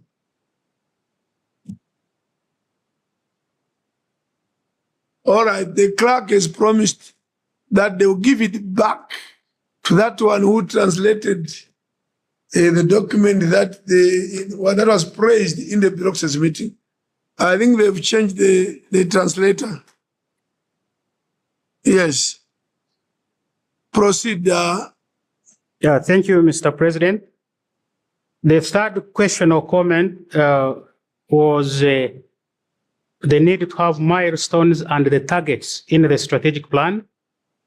When you check the last appendix of the strategic plan, it has the key milestones, a table of the key milestones, the targets, and they are only illustrative activities which have been populated. For example, in the first activity, when you read through that table, you'll find all activities indicators on model law, the number of model laws which have to be made.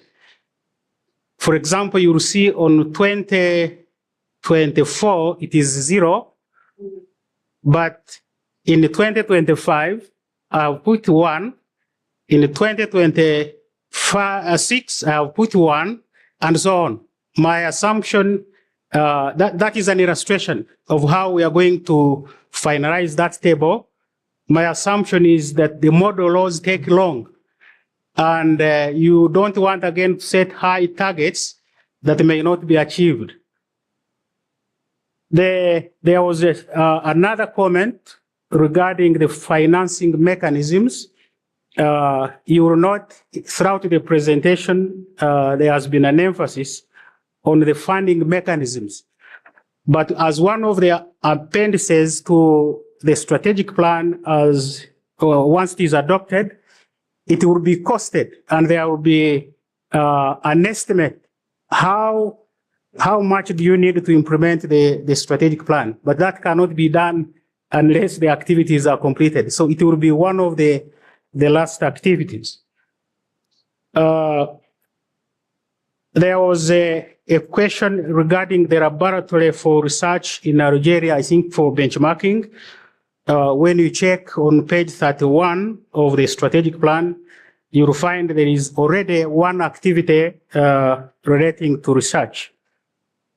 On strengthening the capacity of Pan-African Parliament and the use of a panel of experts, Your Excellency, you have also emphasized it. Under Action 7 of the fourth strategic plan, you'll find it is mentioned there. There was a comment on why are we having a 5-year strategic plan, not a 10-year strategic plan? I think, Your Excellency, you have answered that. And the logic basically of having a plan which is running from 2024 to 2028 was to align it with the AU strategy, because the strategic plan is anchored around the 7 moonshots, the AU strategy itself, and that alignment was very, very critical. There was I think, a comment that we need to create a legal framework for partnerships between civil society organizations and other partners. And when you check on page 31, it is activity number 7.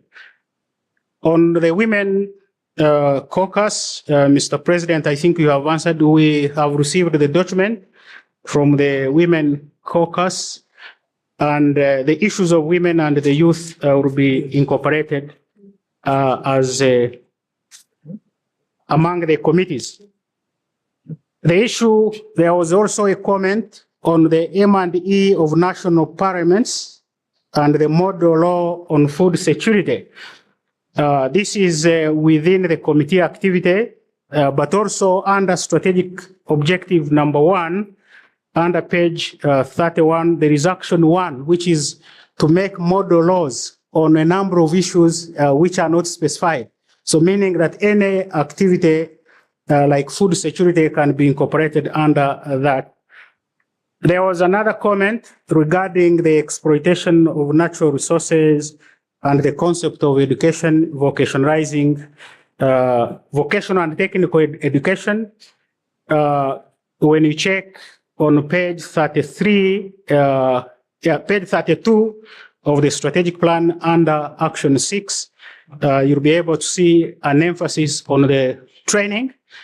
But also on Saturday, when I was, I think, in this committee, we agreed that that action is ably catered for under the monitoring and evaluation of the continental education strategy, which is only left with 1 year.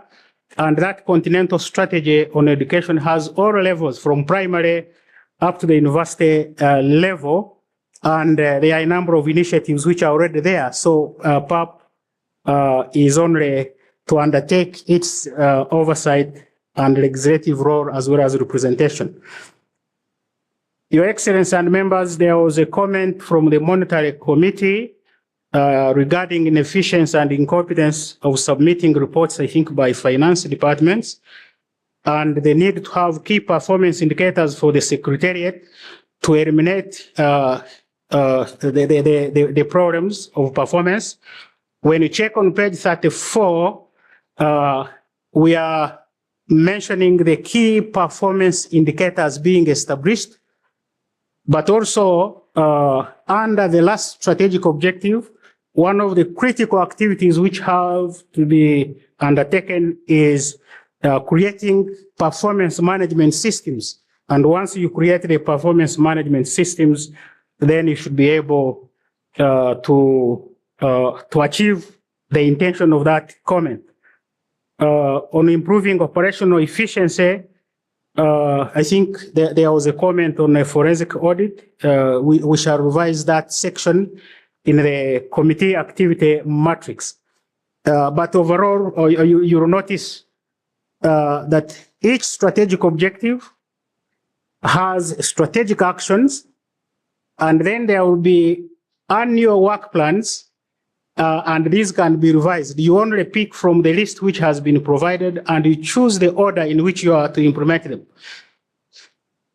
The youth and women, if you check the SWOT analysis, they are ably, we have scanned the environment and know all the issues to do with the youth and the women are catered for, but it is only the activities, the priority activities which were not yet included in one of the presentations in the morning. I think the other questions were administrative. I have taken note of the comments of the chairperson of gender, and we shall include the caucuses among the implementation arrangements of the strategic plan, in addition to the Bureau, the Secretariat, the standing committees, the caucuses will also be included. And your request, I think, of being given the final copy, we agreed that once the final strategic plan is completed, we shall make a popular version, a shorter version, which can easily be printed and distributed to the members, but that will be at the Secretariat to handle that activity. Again, on the women and youth, we agree they are of great importance, and they have a significant positioning within the strategic plan, but only the activities, you'll be able to see them. And at the end of the strategic plan, we shall be able to append all the activities of the committees, and you'll be able to mention them. I have taken note of the comments of Your Excellency, the President, on public hearings, but when you check on page 32, especially Action 8, relates to public hearings, and the fact-finding missions is also on page 32, but we are going to modify to make it much more stronger. I think, Your Excellency and the members, these are the key comments that have been captured from the presentation. And on our side, we still take them as very, very vital inputs to the strategic plan. because this strategic plan has to incorporate the ideas of every person, but overall, we are interested in ensuring that you formulate the strategic plan that can be able to take you to where you want to be in the next 5 years. And that's why we have carefully included a number of aspects.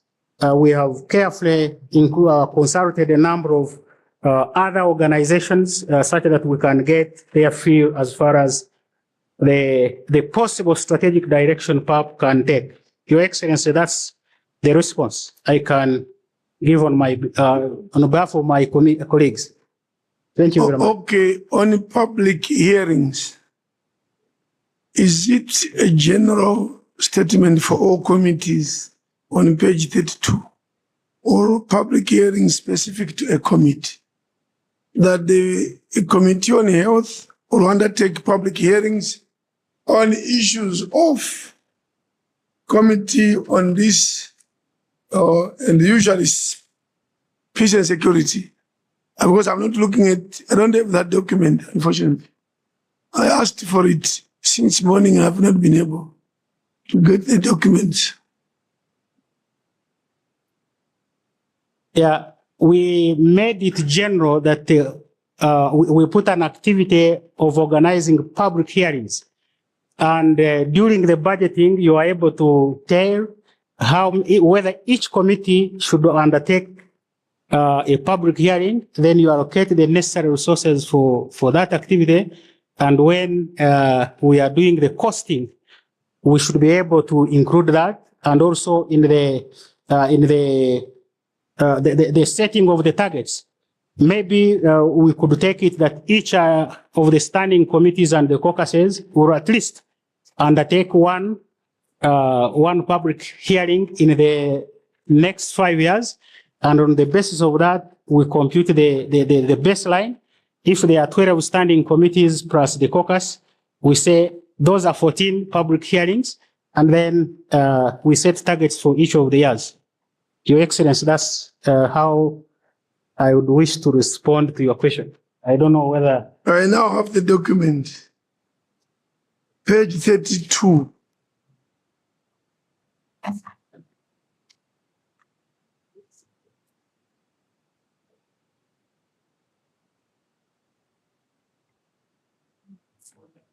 Public hearings. Page 32, where are the public hearings? Action number 8. Action number, this 33 social factors on page 32. Economic factors, social factors, that's page 32. African in context, regional stability. Maybe they are different. They have been given a different one. I'm on page 32. But I think they are different. The documents differ. Because mine is 332 economic factors, 333 social factors. Page 32. That's why I'm reading page 32. Page 33 talks of technological factors, environmental, legal factors. On top where?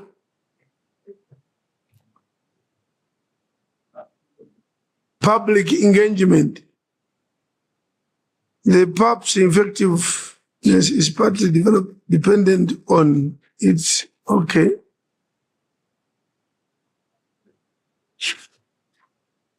To be honest with you,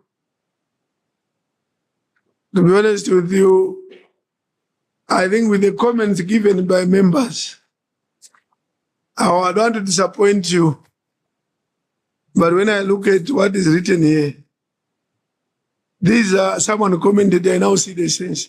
These are just generic things that can be transplanted from one organization to another. They are not developing PAP issues and what strategy on a particular PAP issues. But they are just couched in what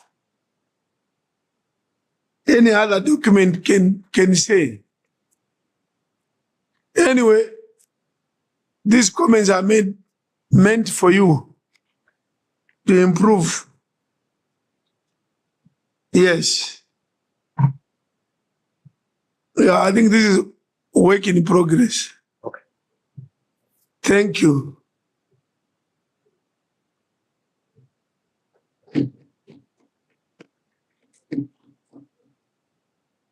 I see a hand, we have closed, but Professor Randa. Just one word, my professor, my dear president.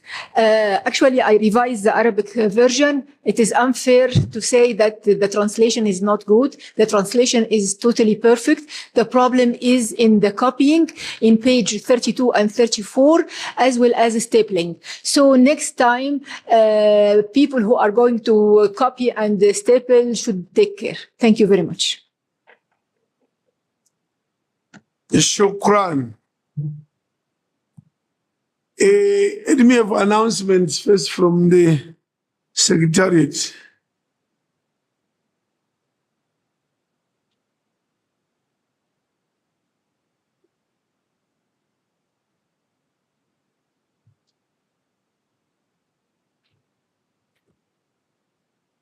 Honorable President, we have three announcements.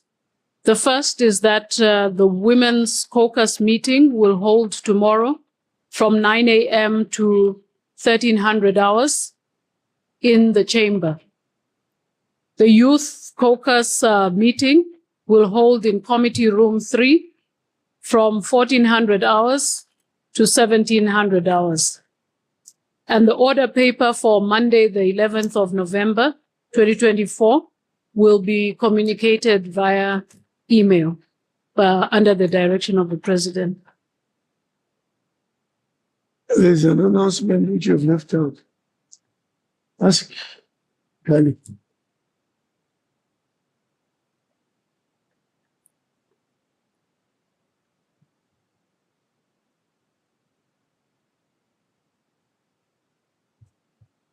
This afternoon, there will also be a meeting of the Women's Caucus in Committee Room 3, immediately after the adjournment of the proceedings.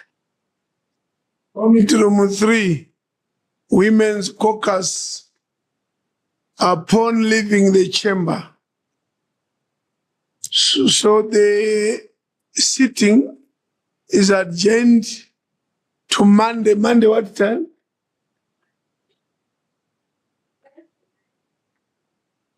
What time? Yeah, because we want to organize some documents. Can you pick your documents at 9 and read the strategic plan revised and the performance report on Monday? So we meet at 10. 10 o'clock on Monday. Please, 10 is a bit late, so be here by 10. So the sitting is adjourned to Monday, 10 o'clock.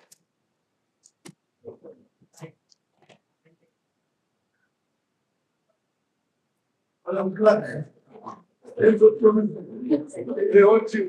Right away, let's go.